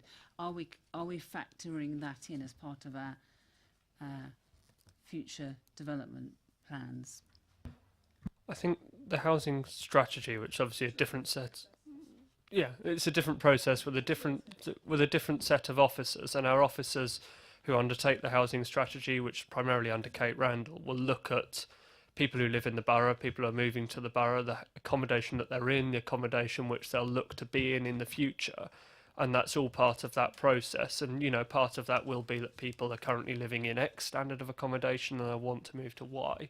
So I think that's all part of that process. And it's not, yes, there's an interplay with this because some of the people will come inevitably from permitted developments, but they won't all come from that, and it's all part of that wider piece within the housing strategy. I do understand that, but what I was saying, and I assume that I don't say that the officers here can answer that question, but what I'm saying as a committee, it would be good for us to ask that question of those officers, and for us to understand that. I'd like to understand how that how that influences and has that been factored in? What is it going to look like? Because we're talking about these buildings being a problem for the future. I wouldn't want families to be living in those in the future in 24 square metres of space. Are they going to be able to move on? I don't know. But what is this going to look like in the future? I think it's important in planning terms that we look at this. I can certainly ask, the housing team, to confirm that this is looked at in as part of their work in the housing strategy. More than happy to get an answer from the housing team on that. I think that's probably exhausted our avenue of questions. Councillor Cubitt? No, okay. We are asked key issues for consideration. We're asked to consider the contribution to housing land supply and mixed housing stock. I'm on page 7 for members, just for reference. So we've got, since the rights were introduced in 2013, approval has been given for over 1,000 new homes, of which 287 has been delivered, which is obviously a significant contribution to the 5-year housing land supply, which I think we can take as read. I think we should also then look at the potential to implement an Article 4 direction and seek the views of the committee on that. I think we've probably got some views which have been expressed earlier on this evening, but it would be good to get the committee's views on that before we move on to the next item. Councillor Cubitt. Well, I just wanted to say I think the paper's excellent. I think you've done a really, really good job. And I think you've given us a really good basis for the questions and for the discussions that we're having. And I think the prompts with regards to Article 4 are useful. I personally am not completely averse to permitted developments at all. I think they're an extremely important freeing up of the planning process, which has been and has got horribly clogged up. And our government is trying desperately hard to build 250,000 houses. And the lowest level of housing that was built was during the Labour government. But it hasn't been resolved during the subsequent governments. That's a fact. I'm sorry. It is a fact. The lowest level of new build in the history was during... No. You guys peddle in fake news. You should go and look at the stats, I'm afraid, mate. Now, the point is that it just needs to have some feed up through the system on the areas that there are problems in. And sill is obviously one of them. Noise and the quality is another. And making sure that we have where the jewels are, where our specific really good employment is, that we have the Article 4, so we have that debate already. And I think that Basingview should be protected by Article 4. I don't think there should be any housing being proposed, any residential on Basingview whatsoever. And I certainly don't think there should be any residential being proposed between the master plan that was created by our current partner, Muse, and the new company that we've hired to put forward another idea, which is, I understand, a suggestion of a whole load of new apartments between Basingview and the railway station. And I don't think it's appropriate for us as landowners to be even contemplating building flats where we have prime potential office blocks. So your proposal in your paper that we protect Basingview, provided that it ensures that, because I know that some of the proposals on the table at the moment are that it's called, I can't remember if it's called downtown or uptown, but the section the furthest away from the railway station at the moment is being proposed as residential. And I think that's completely inappropriate. And also there is a proposal for residential between, as I said, where John Lewis is and the railway station. I think that's completely inappropriate. So I would love to see an Article 4 whacked on that whole area, because it belongs to us and we shouldn't be building apartment blocks there.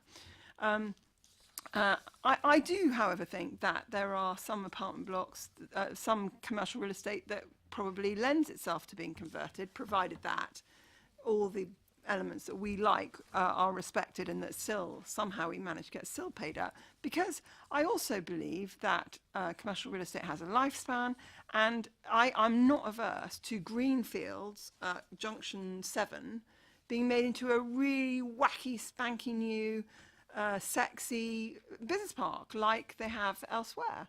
And that could then absorb the needs for future office blocks that we say we've got. And what's the point in preserving space and place that's historic legacy, that it doesn't meet the needs of the future offices, when we can just unlock some site next door to the motorway where it's much less appropriate to be residential than space near railway lines. So I know slightly contradictory, but if we're going to have Basingview as a top commercial place, then let's preserve it. But let's not think that they're all sacrosanct because they're near the railway station. But we can have some new office space if we desperately need it in the future at Junction 7.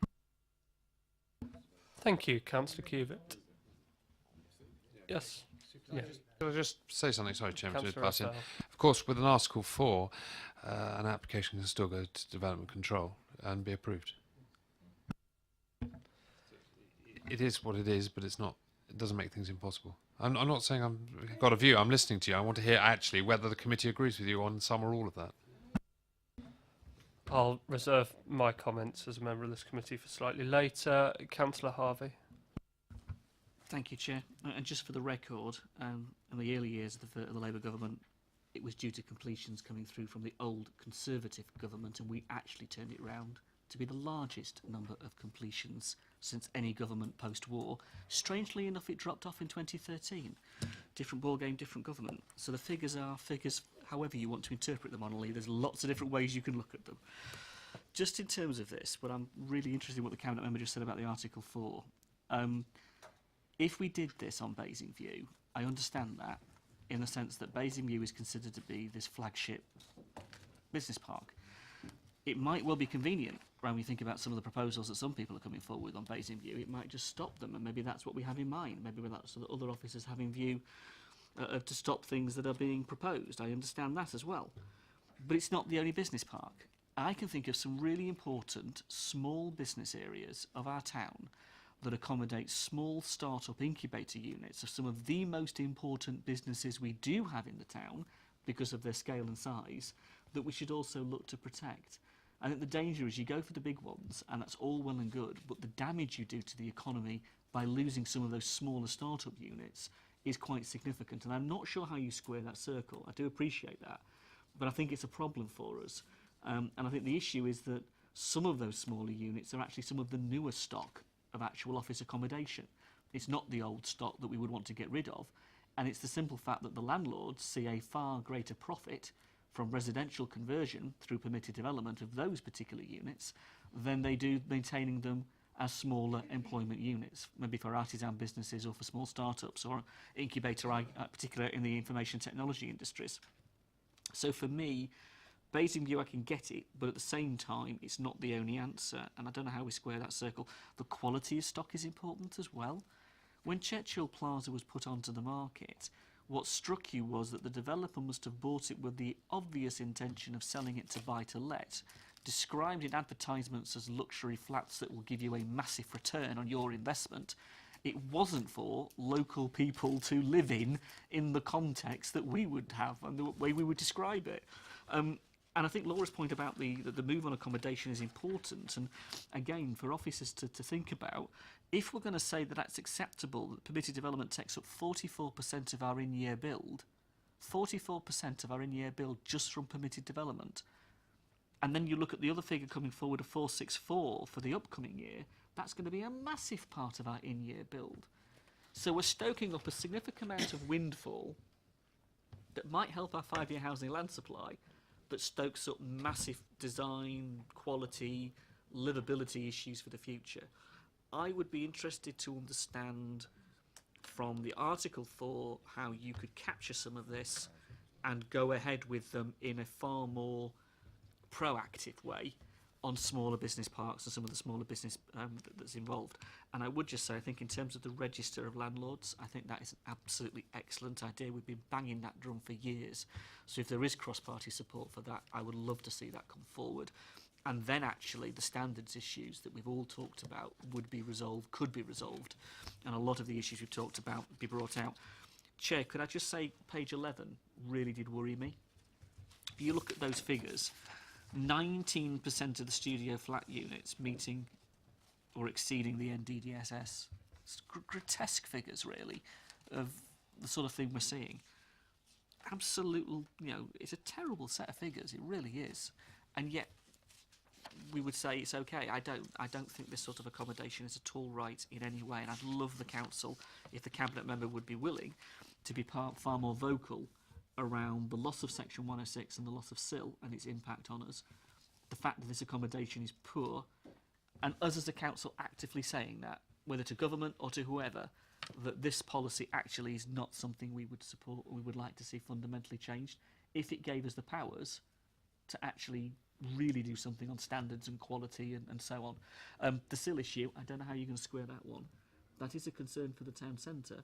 If we are seeing this level of development in the town centre without the composite SIL rating or the composite Section 106 to cope with the infrastructure implications of it. And I'd hate to think what would happen in Kingsclear if you did see some of the business park come forward, because you're on the outside of that debate, you're not on the inside of that debate, and that's not fair on those other communities. They would have to shoulder the burden. Thank you. Councillor Parker. Wow, I just don't know where to start with this. We seem to be getting in some areas, mixed messages from not just officers of the report, but within this authority, because take Basing View for an example. At the latest vision presentation for Basing View, as Councillor Cubitt has highlighted, we had the suggestion that this needs to make the area attractive for new commercial investment, that it needs to be a mixed economy, mixed use, and promoting residential units to be built at the far end. That probably would have, if this is allowed to happen, would end up in being a ghetto, away from services and making access into the town difficult. And here we have suggestion that we should then now put an Article 4 on, but if a clear understanding of this is all that does is make it go through the planning process, I don't see why we can't seek to find a reason, because tends to be this is the way the authority operates. If there's a will, we'll find a way, if it meets our objectives, to place some restriction through an Article 4 for the town centre area. I would urge that that's looked at again. There are comments in the report in regard to the negative impact on the amenity by these developments. There's a suggestion in the report that a positive is that it increases the footfall for the nighttime economy. I don't think that's substantiated. Just because they're living in the area doesn't mean they wish to join in the nighttime economy or boost it in any way. I myself do understand for the owners of commercial buildings, if they are unable to find occupants to take that on, there is a desire for the use to be converted. But I don't think permitted developments is anything positive at all, apart from this government's attempt to fudge the figures on the cheap, and it creates cheap accommodation, and that we're all going to regret allowing at some future date. Thank you. Next on my list, I had Councillor Frost. Thank you, Chair. I'd just like to just comment really, and pick up what Councillor Harvey was saying, in the fact that, excuse me, I think the report's very informative, and I like the idea of the two Article 4s that are going on there. But what I would have liked to have seen was more information on the potential assessment of the rural, industrial parks. Obviously, being a rural, councillor myself, I have a vested interest, but I think the permitted development rights in the town centre are quite well known and discussed. But I would have liked to have seen a little bit more about the potential assessment of Article 4s for the rural area, and potentially the reasons why an Article 4 would not be suitable. I'd also like to just comment on the answer to the question you gave about evidence-based for the small industrial parks in the rural area, saying that you wanted an evidence-based. The only problem is some of these parks are so small that if you wait for the evidence base to actually come forward, the park's actually been developed, okay, and you've lost the opportunity. There we go. Thank you. Councillor James. Thank you.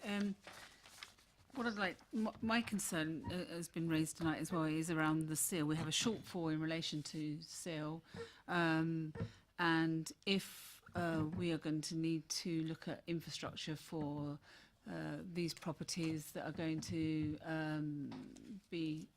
have a deficit in relation to infrastructure, it is going to have an impact on our 1, 2, 3 list, and I think it's something that we're going to need to have to look at in the future when we review that list. But what is really worrying is that developers are not going to have to pay money for infrastructure. We're going to have to look at a very limited pot that we have to accommodate any future infrastructure that might be needed. I think the other thing is, and we haven't really spoken about it tonight, that these buildings, these office buildings, aren't always empty. We have office buildings in our own ward that actually have built businesses in, and permitted development has been agreed on those sites. And so those small businesses are being lost, and they cannot find alternative accommodation. We've also got in an article here in relation to the Hampshire International Business Park, a very large Spinnaker house was bought, and what it says here within this article that there are 2 existing office tenants, such that vacant possession is not immediately available to the new owner, who has bought the property to convert it into permitted development. So we're seeing existing businesses actually being lost to permitted development and being pushed out.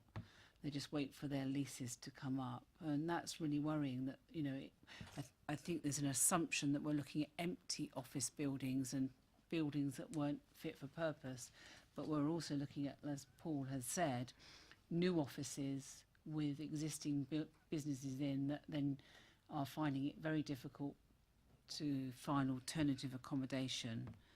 And I think the other thing is, what really worries me is that we have houses that are so small, 24 square metres, and we have people living in units of accommodation that size without the right infrastructure. Surely, I mean, this is your government's policy, but surely this isn't right. This can't be right that people are living in accommodation of that size. I just think it's so wrong. Thank you. Next on my list was Councillor Watts. Chair, I can understand the government's frustration, lack of house building that was going on a couple of years ago, but it's just gone too far. This permitted development has just gone too far the other way, and we need to drag it back. The only benefit I could see for the borough is it's given us a 5-year land supply, so we're not at the mercy of developers, so DC can have a bit more control. Obviously, I would agree with everybody else. I would like to see some seal money come. I'd like to look, question the government, see if they can revisit this. Maybe some 106. We have a deficit. I think it come last committee was like £90 million for 1, 2, 3 projects. These permitted developments are adding burdens to Basingstoke, and they need to contribute. And I would think that we should look into tap into some of the affordability as well. They should look at the housing needs of the borough. So I'm not against permitted developments. I think it's worthy, but the government's just gone too far. And as agreeing with my colleagues, the housing, we need minimum housing size standards. And if we could get some seal, 106, look at a bit affordable and minimum standards, I'd be quite happy with permitted development. But until we rectify that, I can't support it. Thank you. Thank you. Councillor Miller. Thank you, Chair. We've got permitted development, whether we like it or not. It's there. It's happening. We will try and, as has been said by the portfolio holder, make approaches as much as we can up to central government. But what we're talking about is permitted development within Basingstoke at the moment. And I want to make one comment about my own ward, about the Article 4 diagram that's currently on page 37. And that, along with Basing View, is proposed for an Article 4 to be implemented. Fully, that's... It's being aired, okay. There's no proposal No in these proposal. papers to Okay. implement an Article 4. It's suggested as an option. Yeah. Good idea? I think it's a good idea.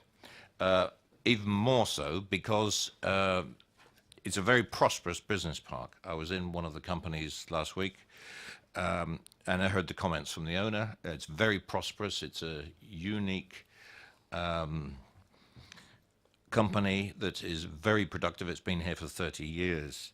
Now, the other reason that I don't want to see any permitted development without controls in the Chinham and Hampshire business parks, it's because subject to an inquiry which we lost, it was the public inquiry that I certainly attended on Razor's Farm.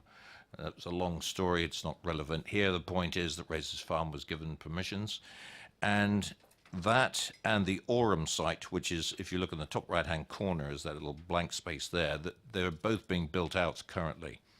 Now, any more of the, as per the inspector's decision, to allow all the traffic that is being generated by those two developments as Razor's Farms and Orham is through the business park.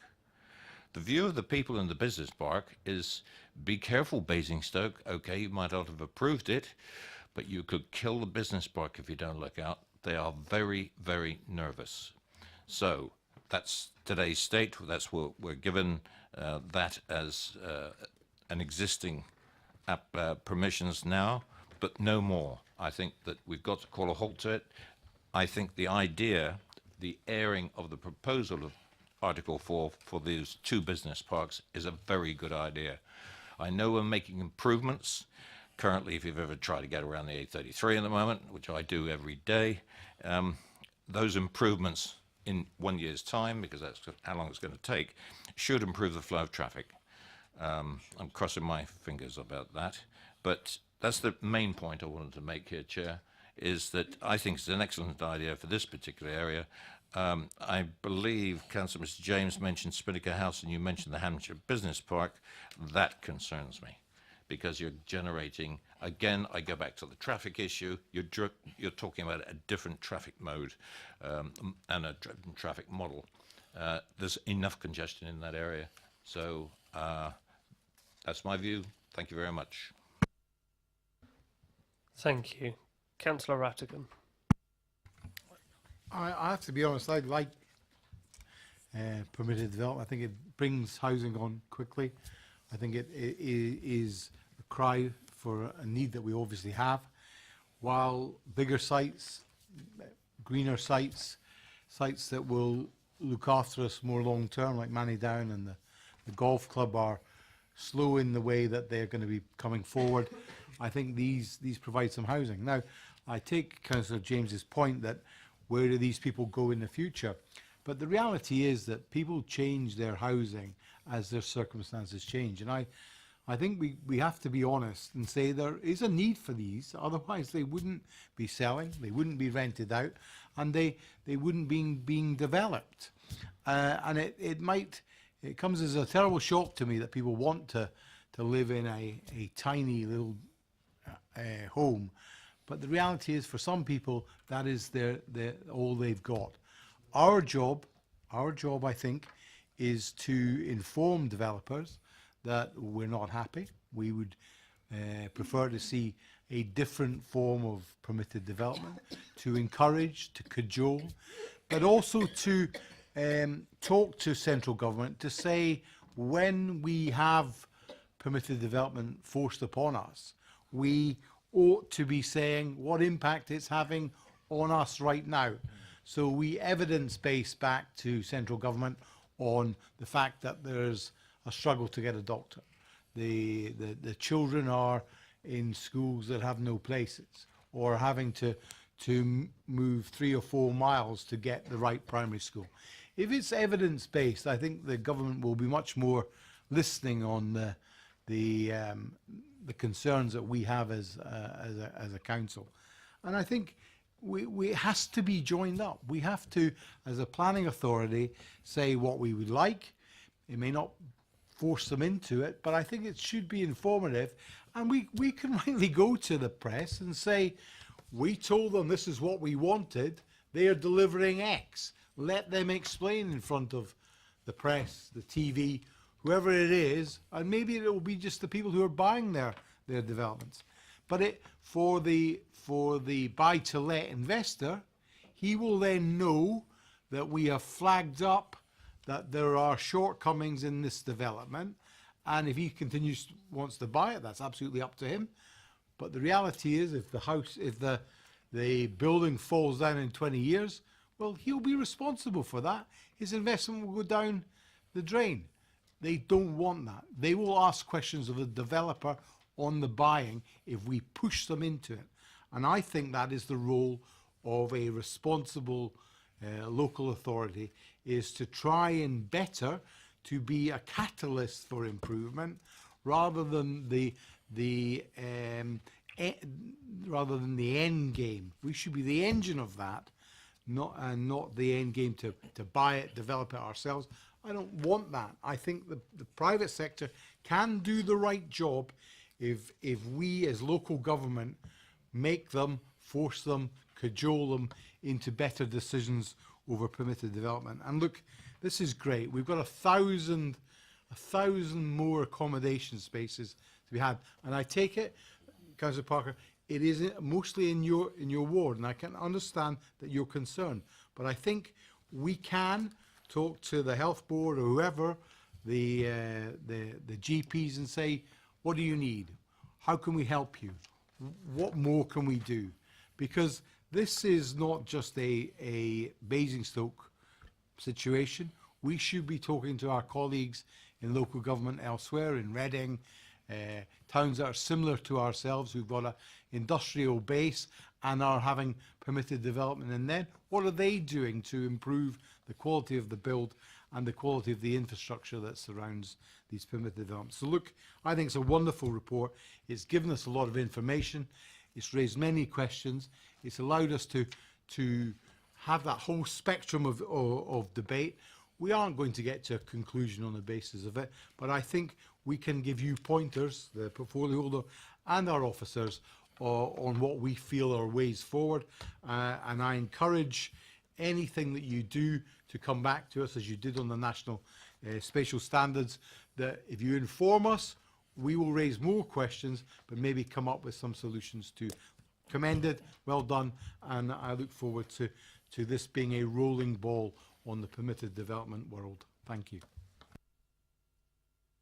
Thank you. Just to try and sum up then, and I think that we're all agreed that permitted development does provide housing.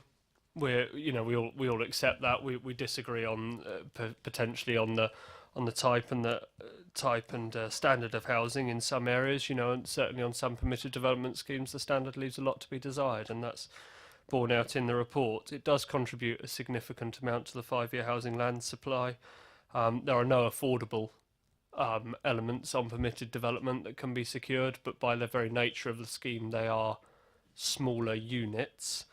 We've spoken about SIL, we've spoken about sizes and standards, and a lot of these issues I do think we're in a bit of a predicament where the regulations and the legality of the situation says X, we might want to do Y, but as Councillor Miller said, permitted development is here, it's happening, it's a government regulation, we cannot actually affect the decisions made on that. So what we need to do as a council is make representations to government to change that. I think we're all agreed in this room that we should look to pursue the opportunity of an Article 4 direction on Basingview and on the Chinnaman Business Park, as outlined on pages 36 and 37. Councillor James. I think that it may be a government policy and you might not be able to change things, but I think we can send a clear message to developers. We don't like what they're doing, and I think in Basingstoke, in relation to any other future development, if they are developing units that are 24 square metres, we can send a very clear message, that isn't what we like in this town, and we can publicly say that this is not acceptable. And I think it's important that we do say that. There are other points I just wanted that we were going to mention in relation to the minutes, the housing strategy and move on. We were also looking at in relation to 3.8, the cost of rents there. you were going to come back on that. We were also going to look at averages and come back to me on averages. And also you're going to give us some information on when we buy, what we're doing in relation to the economic strategy, on us buying, what we're doing in relation to that. And in relation to the 2050 vision, we were going to make sure that it's included something about this. And in relation to section 106, we weren't just going to look at the 287 figure, you were also going to give us some breakdown in relation to the 1,770. Thank you. Thank you. I do understand your point on sizes, and I mean, if that's a point which is agreed across the council, then we can certainly say that. I mean, personally, as a councillor, I disagree on that particular point. I don't think that size necessarily has a correlation with quality, and I happen to agree with Councillor Rattigan on that. If these units are being built, there is a market for them, and whether that's a market for people to buy and to own, or whether that's a market for buy to let to then rent, there is a market for them for there nonetheless, because that is what people want. It might not be what people around this table want for themselves, but there are elements of society and people who may want that accommodation. Councillor Parker. Thank you for giving the opportunity to come back to that, because I was, when Councillor Rattigan mentioned this, they're being accepted and they're being lived in because there's no other alternative. There's no other appropriate building being completed. That's why the developers are choosing to do that, and people who are looking to rent, if that's the only thing that's on offer, that's what they have to take. I'm not sure that those are the only units that are available to rent in Basingstoke, would be the one caveat that I would provide to that. But I think we'll probably agree to disagree on that one, I suspect. We will also make sure that the points that Councillor James raised are picked up in the minutes for the next meeting and answers are provided. In which case, we move on to item number 7 We'll move on to item number 7, which is the Authority Monitoring Report for Planning 2016-17. Councillor Rafael to introduce. Well, can I say I'm pleased that members requested that this monitoring report is brought to committee after publication. It has a relevant function in informing us and guiding us, and I have asked officers to ensure that the annual monitoring report is put on our February EPH agenda annually, because that was your will, your right, and I think it will be a useful exercise each year to conduct.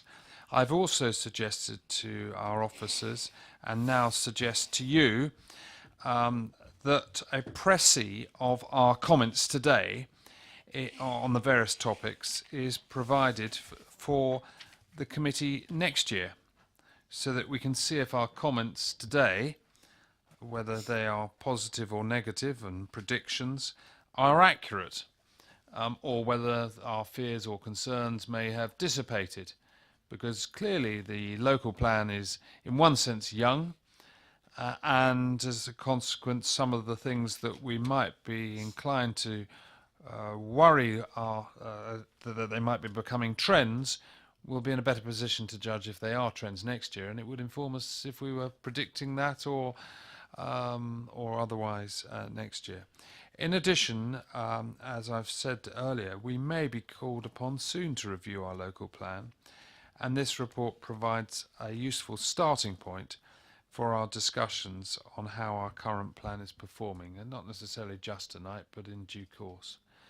Can I say to you that I will be leaving at 9:30 if you're still hard at it, and I'll catch up at a later point on what you've said. Thank you. Do the officers want to say anything? Matthew? Yes, so the Authority Monitoring Report monitors the production of planning policy documents and the effectiveness of the Council's planning policies. And this report covers the period from the 1st of April 2016 to the 31st of March 2017. In terms of the planning documents, it notes the positive progress the Council is making with neighbourhood planning. 3 plans were made over the monitoring period, and a further 2 plans have been made since. As the local plan was adopted in May 2016, this is the first AMR to report upon the effectiveness of the new plan.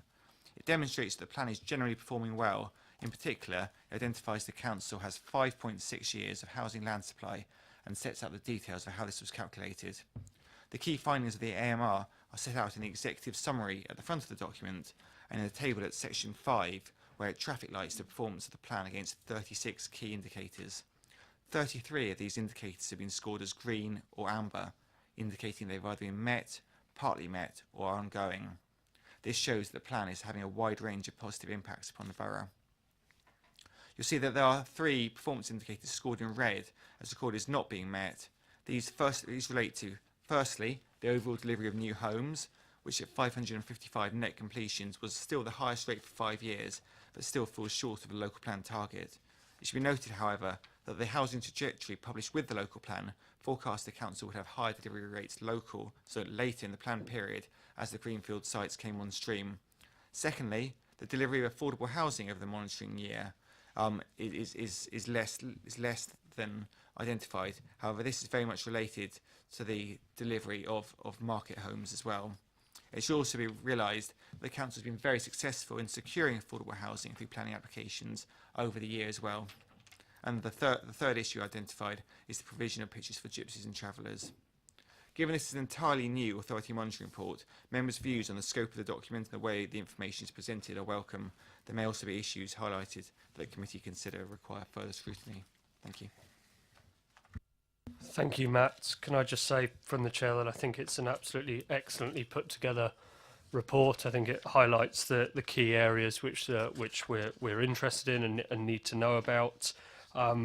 Particularly, I'd like to say thank you to the officer team, and equally thank you for colleagues on DC with regards to page 25. It's very good news to see that we have 5.6 years of housing land supply. I intend to go through this section by section, but I wonder if, as chairman of the Development Control Committee, Councillor Miller wanted to say a couple of words before we go through it section by section. Thank you very much, Chairman. Yes, with that hat on, I inherited the chairmanship of Development Control 2 years ago, so it's at the start of this particular monitoring report. And it was at the time when we were under examination with the local plan, and it almost coincided with my chairmanship starting, having been on DC on and off for a few years before that. Anyway, my first thought is that with the local plan coming on board, the relationship between the members and the officers on DC has coalesced over this monitoring period and into this next one. We're nearly completing the second year into what I would say is quite a slick operation. And you can only achieve that by the cooperation and the understanding of both the officers and the members of how the local plan works. We had a couple of stumbles at the beginning, and if I said in this forum that we have one policy that still creates a few issues, I'm not going to say it any more than that, and that's the famous SS6 about the rural countryside. That is ongoing, and I suspect it's going to be ongoing for some time to come. But I'd just like it recorded, please, Chairman, that during the year of this particular monitoring report, which, as I say, is a bit of history now, I think we've really got the ball rolling on DC. We've got applications going through. In this particular monitoring report, you'll see the track record. I'm not sure that you recorded in here the appeals. Now, something that I think DC and the officers have got to be proud of, both on the DC decisions and on the delegated powers decisions, that we have a very good track record with the inspectorate when an appeal goes up to them, that we have tended to make the correct decisions in both cases. So I feel very comfortable. I feel proud to be the chairman of DC. I enjoy it. And okay, it's not a smooth occasion sometimes. We have some late nights, but we get through the business, and I think that's the important thing. And it's the development of the policies, which I have to say I was sitting at that end of the table for a couple of years as well, when we evolved them. It seems to be working all right, and you can write things, but when you start to implement things, that's the crunch. That's the, if you like, the proof of the pudding. And I think we've got there. And thank you very much. I'd like that record. Just one point, I'd just like to highlight one issue, is that on page 5 in the executive summary, 5 in the executive summary, which is page 51 of the overall report. Page 51, sorry, I should have quoted both. We have this double standard. The last little sentence in the 4th paragraph down, there are now extant consents for more than 5,500 new homes. I'd just like you to take that on board, because you then look at the delivery. We facilitate permissions. We don't build houses. Please take that on board. And I'm not going to say any more. Thank you very much, Chair. Thank you, Councillor Miller. I would like to take this section by section, otherwise I think we'll end up bouncing all over the place. So if we look at the contents, we've got section 1, introduction, section 2, key contextual characteristics of Basingstoke and Deane. If everybody's content, we can take those as read. Section 3, progress with planning documents. We've got the local plan, neighbourhood development plans, SPDs, other evidence-based and policy documents, and progress with the community infrastructure levy. The local plan is obviously implemented. Hopefully we won't get into the world of local plan review anytime soon. On neighbourhood development plans, I'm particularly pleased that neighbourhood development plans are going on, in local areas, making sure that communities are having their say over neighbourhood planning. In Sherburn St John, in my ward, we've got a plan adopted. I'm looking around the table, and I know that they've got a plan adopted in Whitchurch now. We've got a plan adopted in Oakley. We've got a plan adopted in Kingsclere as well. Coming in Kingsclere. So there is really good progress being made there. Progress with the community infrastructure levy, I believe that's still with the inspector, and that's been the subject of this committee for some hours. I think that's some years, I'm told by the portfolio holder. So are there any further comments on section 3? No, in which case, duty to cooperate, section 4. Are there any comments on that? No. Section 5, monitoring against performance indicators. Councillor Frost. Thank you, Chair. I'd just like to look at the page 64 of the whole report, or page 18, where we have the affordable housing completions. We've got in the target to deliver 300 net. Okay, but in the red bit, we've actually got the result of being 136 gross. Okay, would it be possible to have the net figure? I know it's 135, it's mentioned in the executive summary, but it's only because I've gone through and I've had to look it up. It would have been far easier, if it had been there. Thank you. Thank you. I think on that point of clarity, that would be helpful to have matching data. I think in general on the performance indicators, we can consider each performance indicator under the appropriate section. That would make sense. Councillor Cubitt. Yes, I just I completely agree that it's an extremely good report and it's extremely useful. On the subject of the extants, which are pretty relevant to the monitoring against the performance indicators as well, is that my comment to the portfolio holder is that I would really like it to be pushed back to government that we should be allowed to tax builders who don't build planning permissions that we've granted after a certain period of time.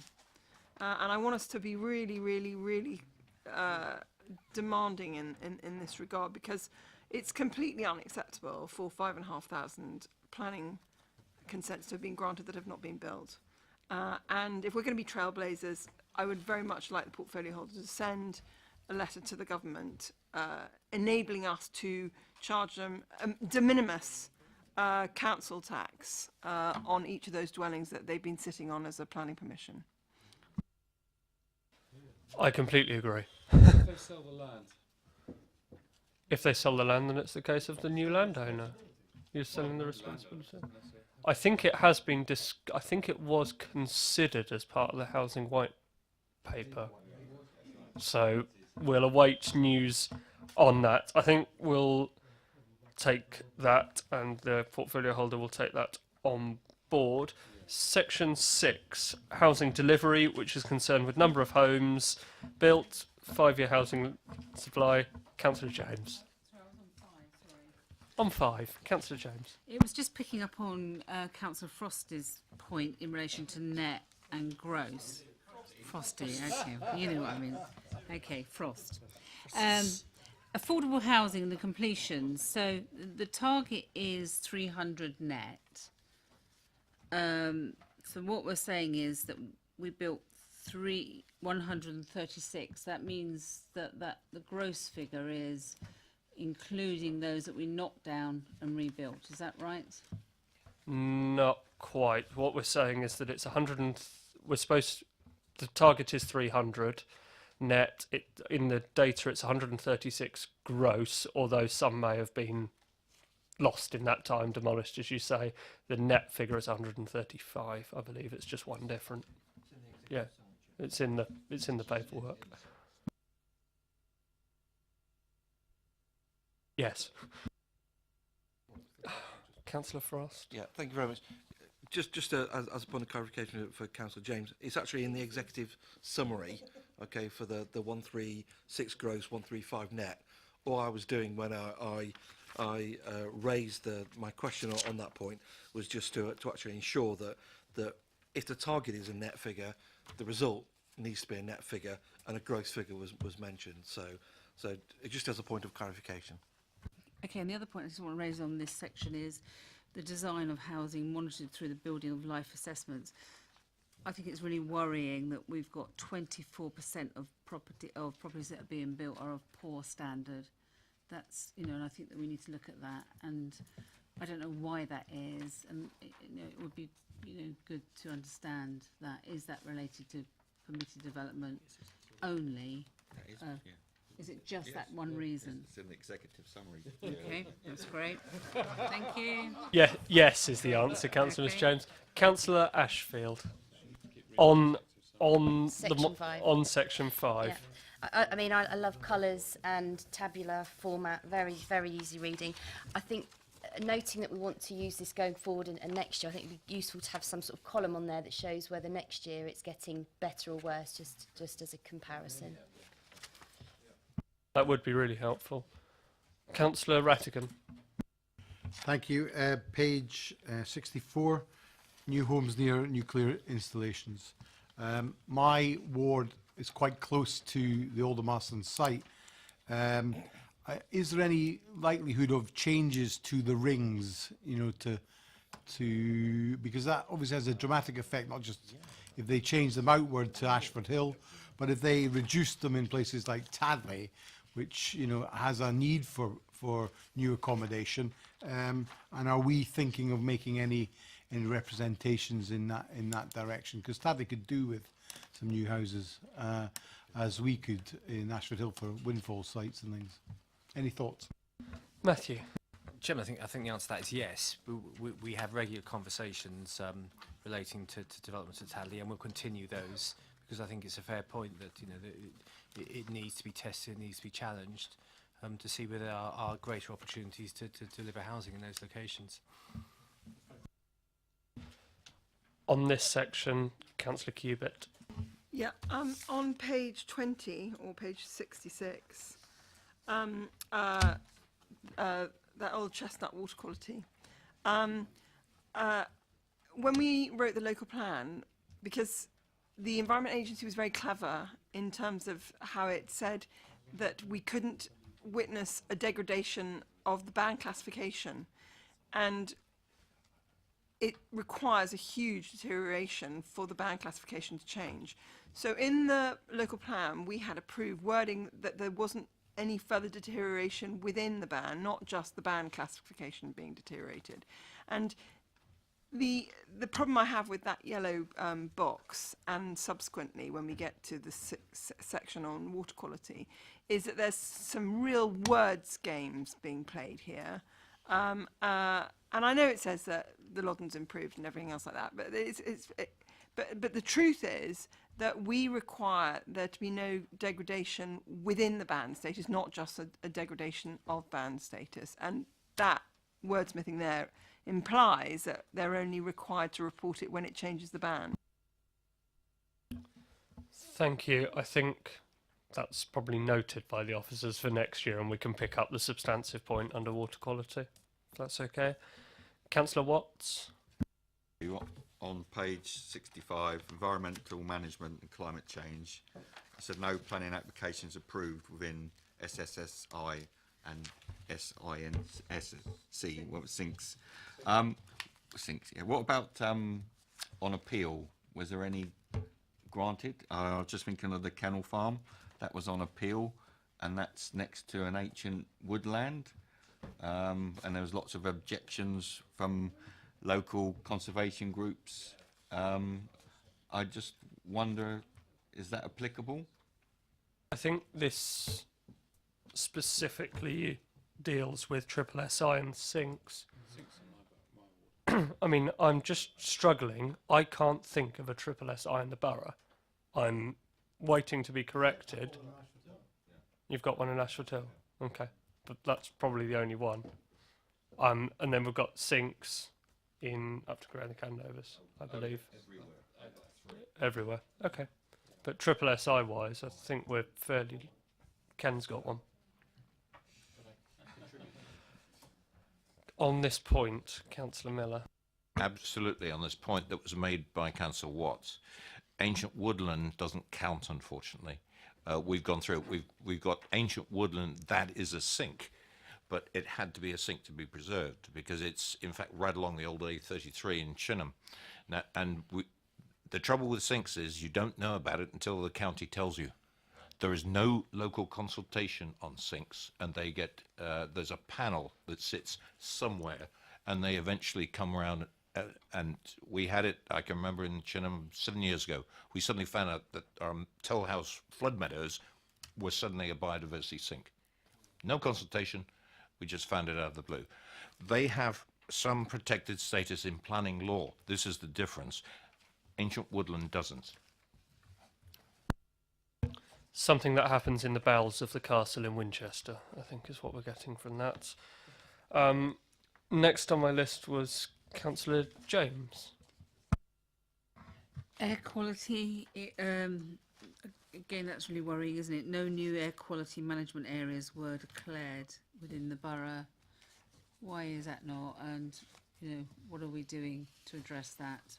I think we'll probably pick that up under, well, there is a specific section on air quality, I believe, somewhere. I can see water quality, I can't see air quality. Yeah, section 7, environmental management and climate change. So pick that one up. There, Councillor Ashfield. Again, just looking at the traffic light system, obviously it's open to some subjectivity.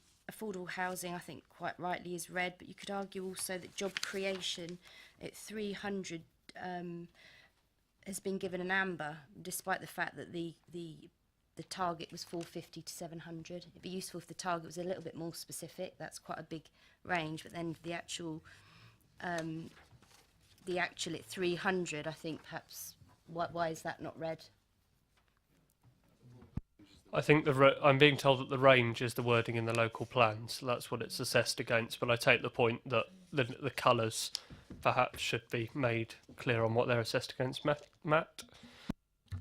Just to clarify that one's amber because the jobs data is very difficult to look at on a year-to-year basis. The BRES data fluctuates a lot, and so really we need to look at long-term trends in respect of that. And so to make it red and to denote a concern at this stage seems a bit premature. Okay, that's helpful. Councillor Rattigan. I know on page 66 you've got water quality as has been alluded to. I wonder, is it something that we should be monitoring? Is water usage and management, because obviously, you know, the amount of water that we as a borough use is growing exponentially, and maybe it's something that we could monitor, because obviously has a direct effect on development, areas of development, you know, runoff, that sort of thing. Is there another section perhaps that we could look at for next year on that basis, water usage and management? Thank you. I think the officers will take that on board, or yeah, if we take that on board and think about that one. Section 6, housing. Councillor Harvey, I knew your hand would be first. Indeed, you beat me to asking the final question on the amber. Ah, okay. In page 65, we've got that on design monitored through build life. It's not complete because in the actual paperwork, and again this is a disappointment and we should raise this, there isn't a single scheme, there isn't a single house completion that falls in the very good category. It's all in the other categories, and we should be honest about that. I mean, it's not there in the actual traffic light system, but it's there in the paperwork, and we've got the other figures, so why not that one? Just be straight about it. I mean, it's a disappointment, but the rest of it is green, and the majority of it is green. And finally, in terms of the jobs, I'm sorry, but I've got to disagree. It either is or it isn't, and it isn't. So it's red. And if you can come back next year and prove that it shouldn't be red, then do so. But in the meanwhile, the target is 66% of what your bottom 450 is. Now, if you can say that it isn't that and it's 500, then change it. But right here, right now, to be honest about it, it's 66% of the bottom of your range to begin with. It's as simple as that. It's not more complicated than that. Yeah, I think that's probably taken on board. I certainly agree on design of housing built for life. It should say 0% have been rated as very good, 62% has been, so that we've got the complete picture. Councillor Watts? On page 63, built on previous developed land, 42%. What is our target?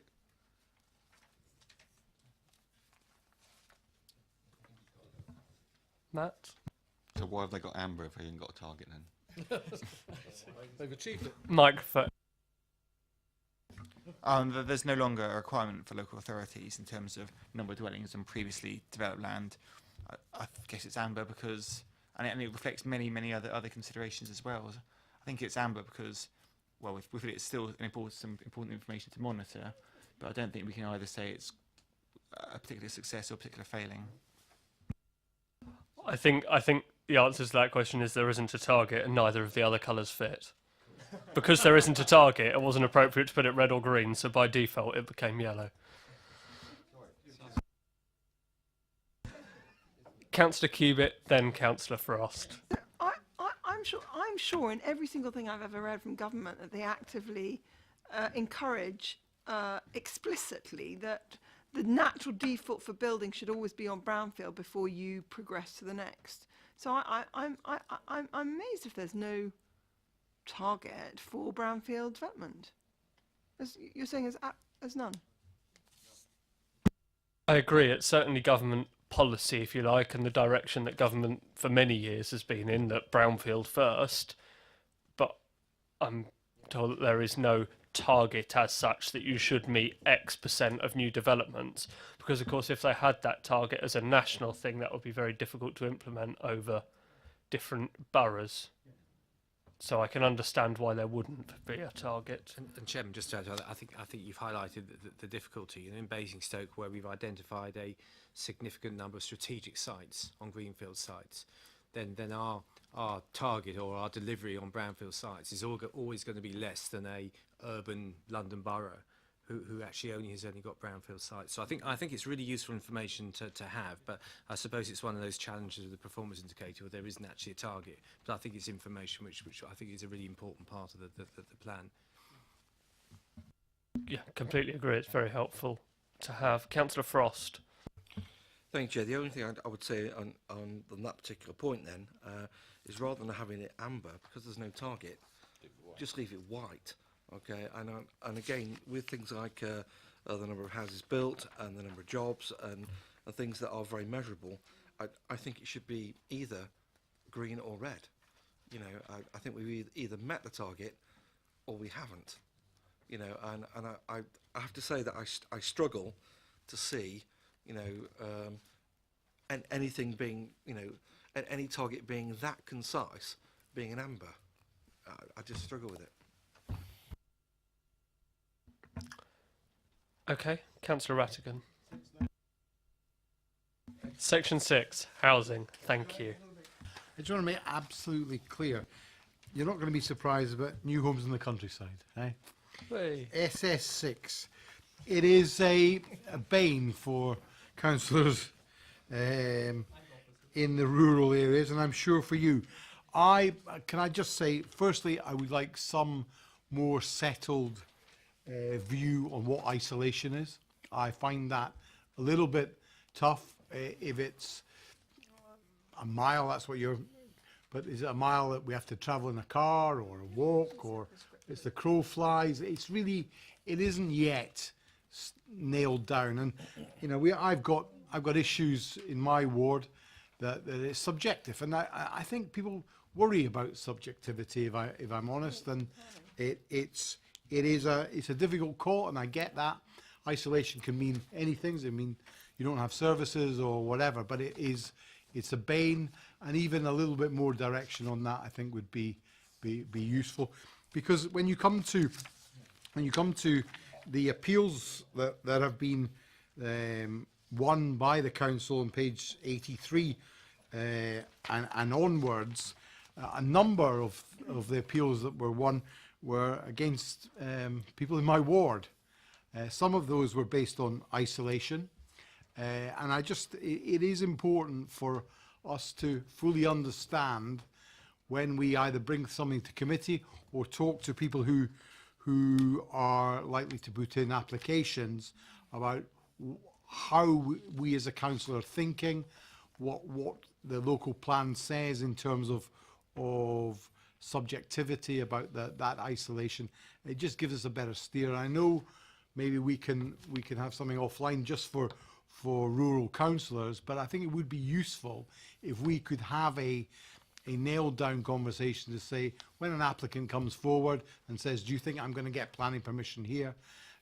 We can genuinely say, these are the reasons you wouldn't, these are perhaps subjective reasons that you might, and then you have to make the balance of whether you take an application forward or not. But I do think we as rural councillors quite often in conflict with officers on the basis that we haven't yet nailed that down. So I would like to see a little bit more work on that if we could. And it's great to see that we're winning appeals. That's the most important thing.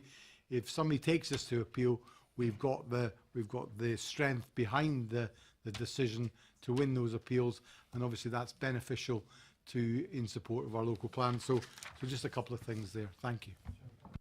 Thank you. I did want to say something as well, but after you, Councillor Raphael. Well, we did have a discussion at this committee on this policy, and we gave a very firm steer to the officers to keep it as free and as flexible as possible. Overwhelming steer, and the officers have taken that away and have rubbed out most of the key guidance they were coming up with after hours and hours of hard work. And the relevant officers are sitting here now. It's drafted to give the discretion either to the planning officer within the particular circumstances that exist, and to the committee if it goes to committee.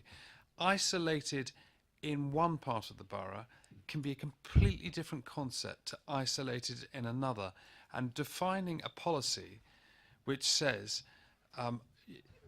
it applies in all circumstances is very, very difficult. Context is everything, and the need for housing locally is very localised.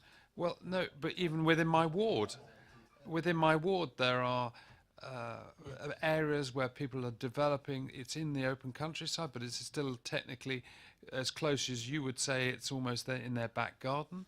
But there are other parts of the ward where a house down a very long drive is only fitting into what is going on all around. And therefore, the context is everything. The interpretation of the context by not defining it is actually better, you felt as a committee, and I agree with, than actually trying to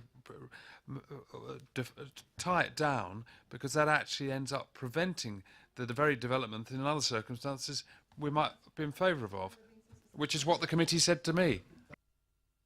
Thank you, Councillor Raphael. I mean, from a personal view, as somebody who never sits on DC, so I'm slightly freer, and in the context of SS6, it allows the members on DC to take a reasoned view in the context of the particular site, each of which are assessed on their own merit, and each site is very different.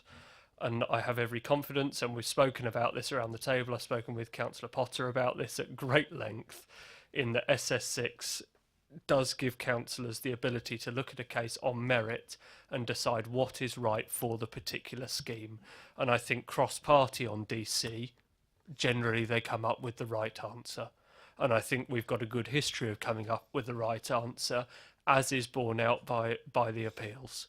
And I think what we don't want to do is end up with a heavily prescriptive policy which says if it's X it's okay and if it's Y it's not, because that's not how applications in rural areas come forward. So that would be my very strong steer on that. Councillor Harvey. I do love watching you lot debate this one. It really is. Consistently at DC, let alone here. It's good fun, I'll give you that. To quote my esteemed colleague, we are consistent on DC in being inconsistent. And that is the point of the policy. And long may it be the case. Thank you. Absolutely agree. Yeah. Joe, just to say, the inspector approved it, and we as councillors are happy with it, and it works. So it ticks 3 boxes in a row. So that should be good enough for carrying on. Keep calm and carry on with that one, I think. Any more on section 6? A flurry of hands. Councillor Cubitt. The trajectory. I don't understand, and I know it's beyond our powers, but I just can't understand why we always have these trajectories and they always go way above our target in the middle of a local plan, and then they drop off just before we negotiate a new plan, and then they take off again as soon as our plan goes. And I think if you looked historically... You're a terrible cynic. No, but it's just outrageous because they're just taking the mic, all these guys. And I don't know why we allow it. So on the one hand, of course, we're going to be upset because we're not meeting the 300 and we're not meeting the targets. But then you just look at this cycle and you just know we're being played like violins by the large oligopolistic builders that operate in our town. I'm looking at my Democratic Services officer to make sure he copied down that word verbatim. Councillor Harvey.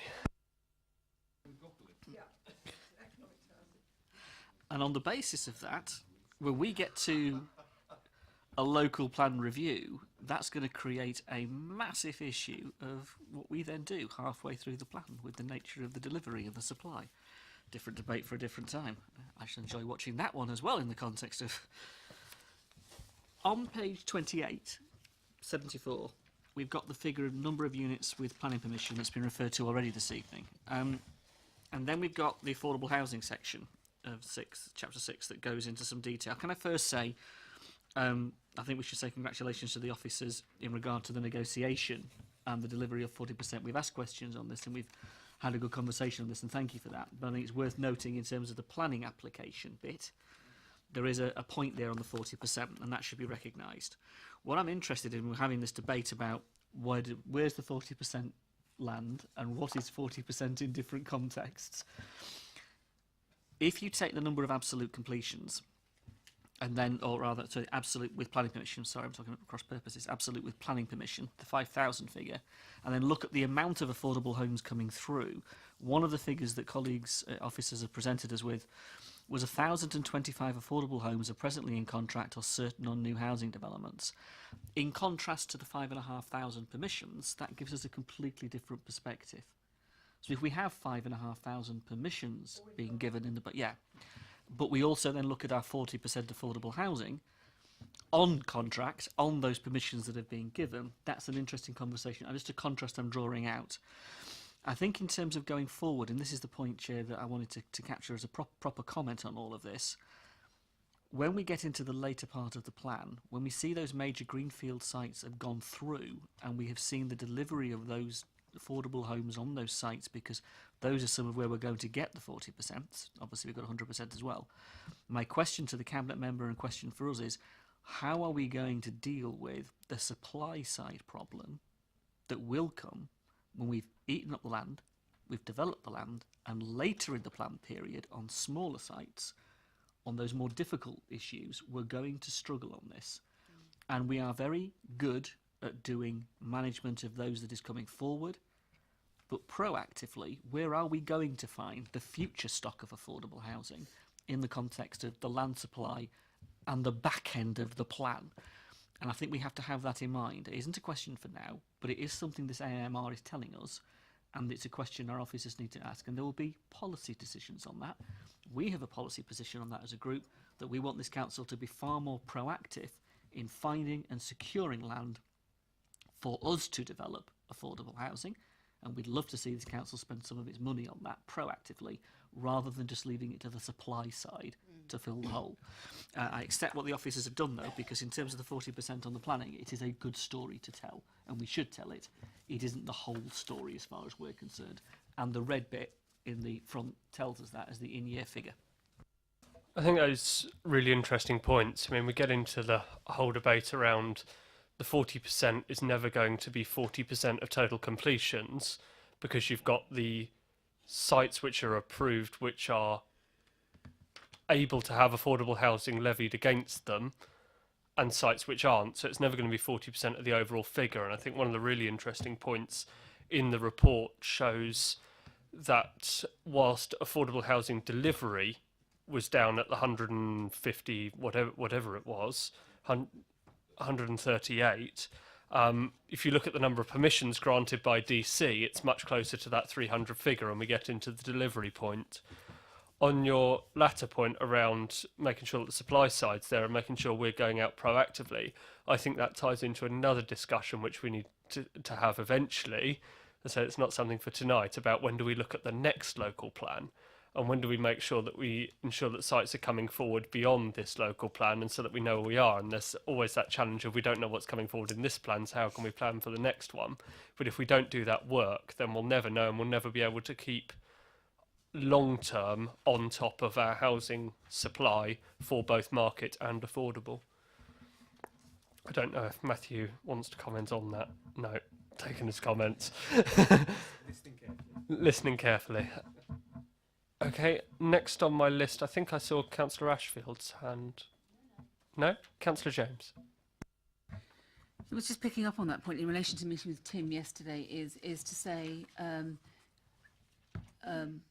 it would be good in retrospect to look back in the graphs as to why we didn't achieve 40%, to show us in these graphs what it looks like, because I think if we're moving forward, we need to understand what that looks like in relation to the 40%, and I think we need to understand how that's moving forward and just keep an eye on it. So I think it's important in the graph that we see that information, really. Thank you. Thank you. Are there any more comments on section 6? No? In which case we move to section 7, which is environmental management. Oh, actually, I have just turned the page. A brief question, if the committee will indulge me for a moment, on gypsy and traveller accommodation. I know that we don't have a 5-year housing land supply of sites. In the major strategic sites that are coming forward, how are negotiations going to secure the provision that is in the local plan or over and above that? Matthew. I suppose the two sites which come to mind are Hanson Fields, where that's been secured through section 106, and in our conversations with the applicants on Manydown, I sense that there's now a clear commitment by them to deliver what the local plan asks for in terms of gypsy sites. That's helpful, but in the context of the number of sites which we need to deliver to meet a 5-year housing land supply, where does that leave us? I think that's in some ways is a different question, because although we can negotiate, as we have done with Hanson Fields, and we're in conversation with Manydown to make sure that there is provision of gypsy sites, the challenge we've got is that we can't require that provision to take place immediately.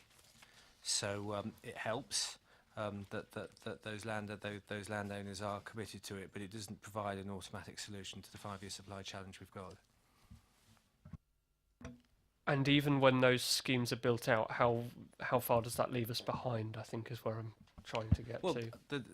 I can't remember exactly what the current shortfall in terms of gypsy provision is on 5 years. Suppliers looking to, whether Matt can recall. It's actually not a very big figure. It'd be interesting to have a note. It's now three pitches are required. 3 pitches so we over need and three more. above Yeah, so what's being provided. So we need 3 pitches to be granted planning permission for our 5-year supply position to be resolved. Obviously. Yeah, so there should be 2 from east of Basingstoke. It may well be that in the short term the 5-year supply position is resolved from other quarters. But I suppose that the point I was wanting to emphasise is that certainly in terms of the strategic sites, to date we've been successful in Hanson Fields, and the message we're getting on Money Down is that they're committed to providing what the local plan requires of them. Thank you. Councillor Miller. Just a quick one. I thought we had quite recently a reappraisal of the Egyptian travel site requirement, and please don't, and I must suggest, Chair, that we don't keep quoting the local plan, because since the local plan figures, this has been revised. This is on a constant flux at the moment, and is all going downwards. So rest assured for the committee that everybody's on top of this, and we aren't in as bad a position as some people might think we are if you look straight at the local plan figures. That's helpful. Thank you. Section 7, Environmental Management and Climate Change. I know that to begin, perhaps, Councillor James spoke about air quality. Do you want to pick up that point now? You've raised it. Okay. Are there any other comments on environmental management and climate change? Just on I noticed the Thames Basin Heaths SPA in there. Are there areas of the borough that fall within that area?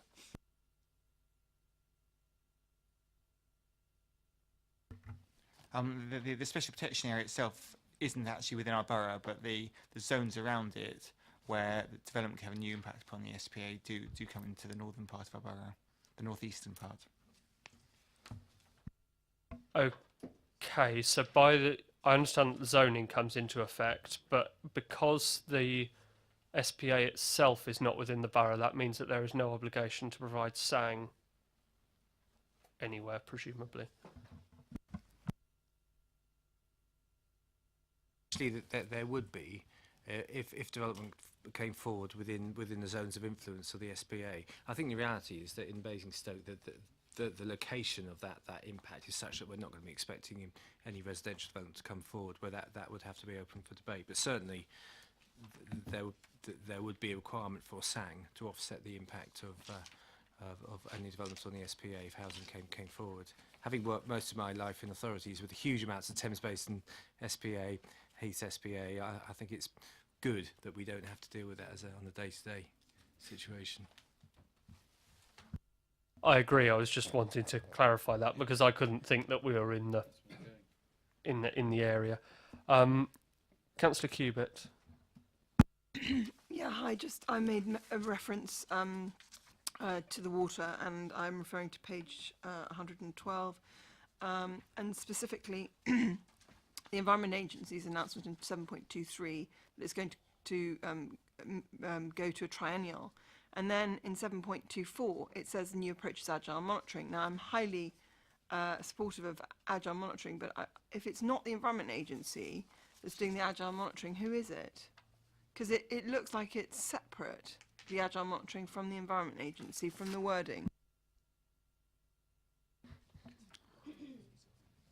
Matthew?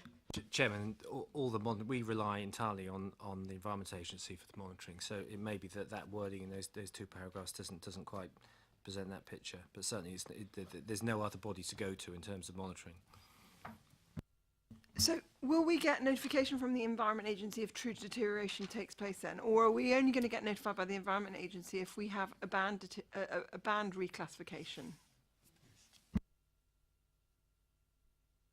I think that, well, Matthew? I'm conscious that we had a very detailed discussion at EPH last summer, but that's sort of a level of detail which I'd probably have to take away and chat with colleagues on. I think that would be helpful because it would be useful to. I appreciate we'd get notified if we dropped a band, say, but it would be helpful to understand an ongoing trend within a band so that action could be taken prior to dropping that. Councillor Cubitt? Okay. If we do that, if we get notification, then we're meeting our local plan requirement on monitoring. But if we don't, then we're not. I think that's taken on board, and the officers will take that one away. Councillor Rattigan. It's mainly about water use. Are we feeding into some sort of world that might provide a reservoir locally? Because Kingsclear. well, you know, we certainly have the highest point, and we could easily push water down to Basingstoke. Oxfordshire got a new reservoir in the last 2 years.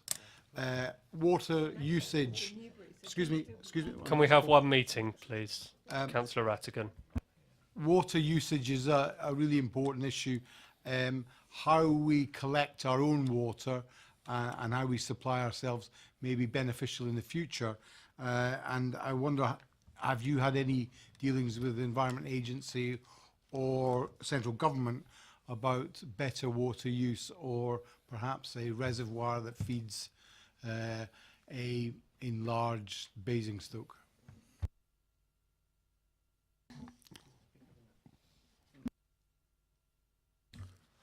Just to pick up on the first point about water use, we do have policy EM9 in the local plan, which sets water efficiency standards for residential and commercial development.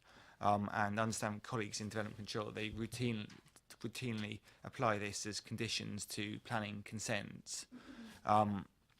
In terms of wider discussion about water infrastructure, clearly the water companies have their long-term plans to ensure provision. I'm not aware of any plans for new reservoirs. Can you speak to some of the water authorities, Thames and whoever, and say that, you know, we are going to have a huge development on my side of Basingstoke, and I just want to know where the water is coming. It can't all come out of boreholes to provide water for 3,000, 5,000, 10,000 houses in the future. And I just want to know where that water provision is coming, and to flag it to them that there will be demand, and therefore can they build to the demand? I'm sure planning colleagues have taken that on board, but I think the answer that you'll get from water authorities is that they have a statutory duty to provide the service, and they're only too happy to tell developers that they want the money for it. You know, they'll turn around and say, yes, we can provide this because we have a statutory obligation to provide this, but this is what we need to do that. I'm conscious that we've just slipped past 9:30. I propose that we suspend standing orders to continue for another 15 minutes. Chair, I And understand thank you, that, Councillor Raffel. Thank you, Mark. I understand that Mannydown is attached to your ward, and may I suggest, therefore, it's twinned with Cape Town?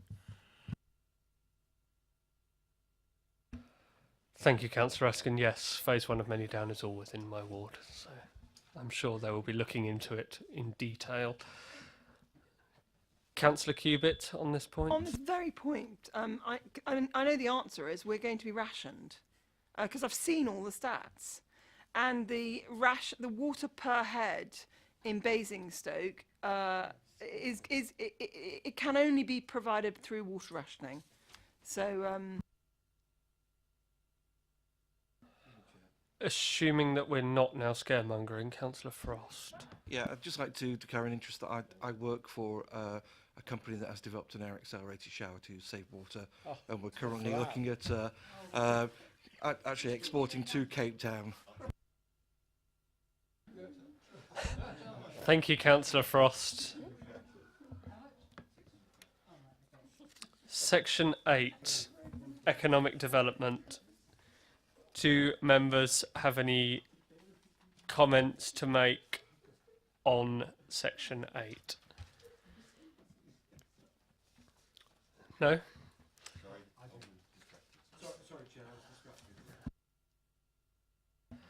Thank you, members. Section 8, economic development. Councillor Harvey. Thank you, Chair. It's that honesty thing again. 811, page 73, 119. If I do my adding up, then I lose between 2012 and 2015 2,100 jobs in one column and 1,800 jobs in the other. Yet we're now saying that we're in year, just because in year, that we're gaining 300 in one and 100 in the other. Surely the figure earlier on should also reflect where we have come from, not just, it's all right, and I get the point you want to make a crow about the fact you got 300 jobs, the council, in this year, but the actual trend is a different picture, and I'm concerned about that. Thank you. I think the officers are taking that one on board for next year. I mean, that's the way it's written in this monitoring report, but I think we can just make sure that we're comparing apples and apples, I think is the important thing. Yeah, Chairman, for me, I suppose this is one of the areas of the local plan which I think is most challenging in terms of having a target, bearing in mind actually that there's a limit to which the planning system can control the overall change in job creation. I think it's useful information to have, but I suspect we need to be realistic about how much the planning system can meet that particular target. So I think it's really useful to have that information, and we'll continue to do that. I suppose just a note of caution about the limit of our powers in this area. That's helpful. Can I just support the officers in that and Councillor say Harvey. it isn't easy for the officers, and I appreciate that. What I'm concerned about is I could just imagine in somebody's speech next week at full council, them taking wonderful credit because in our local plan we've created 300 brand new jobs this year. That isn't the truth in the whole picture of where we see this particular piece of our local. If it's in here with reason. If he says it, let's see we are. Well, it's that notion of, as you're right, apples and apples, pears and pears, and it's just, if we can think how we could present that, I would appreciate it. Yes, I completely understand where you're going, and we do need to compare apples with apples, as I said. I think we get into the realm of statistics, which is an interpretation game, and I know that you had a statistics disagreement with Councillor Cubitt earlier on housing delivery. You know, we get into that thing of are we gross or net, when are we counting from, what are we including, what are we excluding. It's a game that central government play all the time, and I think it's something which we all need to be mindful of, but there are realities in that those figures are true as they are written, although there might be a wider context. I think we should potentially move on now to Section 9, infrastructure. Oh no, Councillor Rattigan on Section 8. Thank you. The rural economy, I just want to confirm that, you know, I've been really grateful to our planning department for the additional hotel facilities at Sanford Springs. It's been able to support a leisure facility there, and that cross-subsidy and facilities that are used for weddings and unfortunately funerals as well has been massively beneficial. It's allowed people to continue to play golf there and use it as a centre for that leisure activity, but it's also allowed the members to have their membership fees held, and that's going to have a benefit for the fact that we produced a hotel there, which is, I believe, excellent and cross subsidises the golf. So I'm delighted that we look at the rural economy in this way. Obviously, at times in the future we have to look at capacity, but when we can make that sort of support, it really does reflect well for a whole village like Kingsclere. It's provided employment and provided a leisure opportunity and cross subsidy. So I'm delighted with the pieces of work that planning have been able to do in that regard. So thank you. Thank you. In which case, section 9, infrastructure. Are there any comments on infrastructure? Councillor Harvey.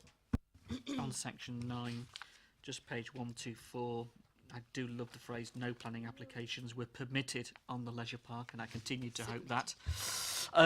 Seriously, parochially, page 129 at the top, Oakridge School. In the description, it talks about Oakridge Infant and Junior School, associated landscaping works, that's correct. Photovoltaics, that's correct. Single temporary modular building, that's correct. Including car parking, it could not be further from the truth. If we could delete the words including car parking, it would make it factually correct in that context. It's purely parochial. If this is going to be a document the council has, the reference to the car parking, they are not, and it would be inappropriate to suggest they are. I think that's been taken on board. I think we'll leave the leisure park comment for another day. I think that's... Yes, I think members may disagree on that. In which case we come to the end of this report and we move on to our work programme.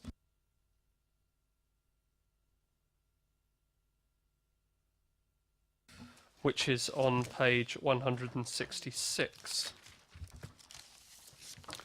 Right, next meeting is the 15th of March, where we have the bid coming, which is an annual update from them, so we'll look forward to them being there.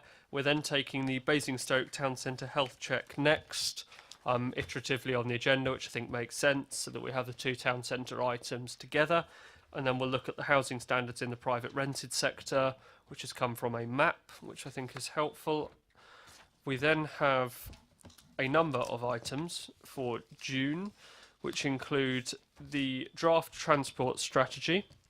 We have the landscape and biodiversity supplementary planning document. We have the management companies item, which is again from a map.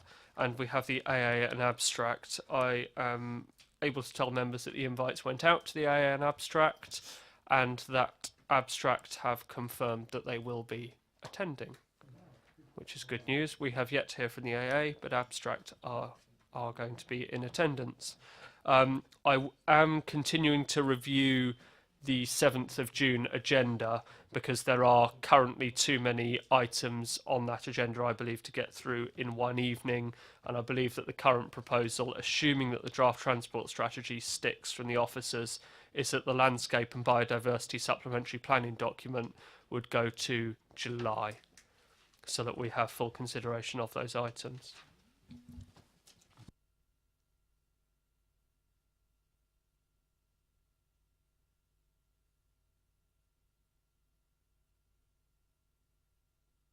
Yeah, I just got confirmation that that is what's happening. So the landscape, biodiversity and supplementary planning document will go to July to give us adequate consideration for the transport strategy, management companies and the AA and abstract. And then remaining on to be timetable for the next municipal year with a new committee is Horizon 2050. Thank you very much all for your time this evening. Meeting closed.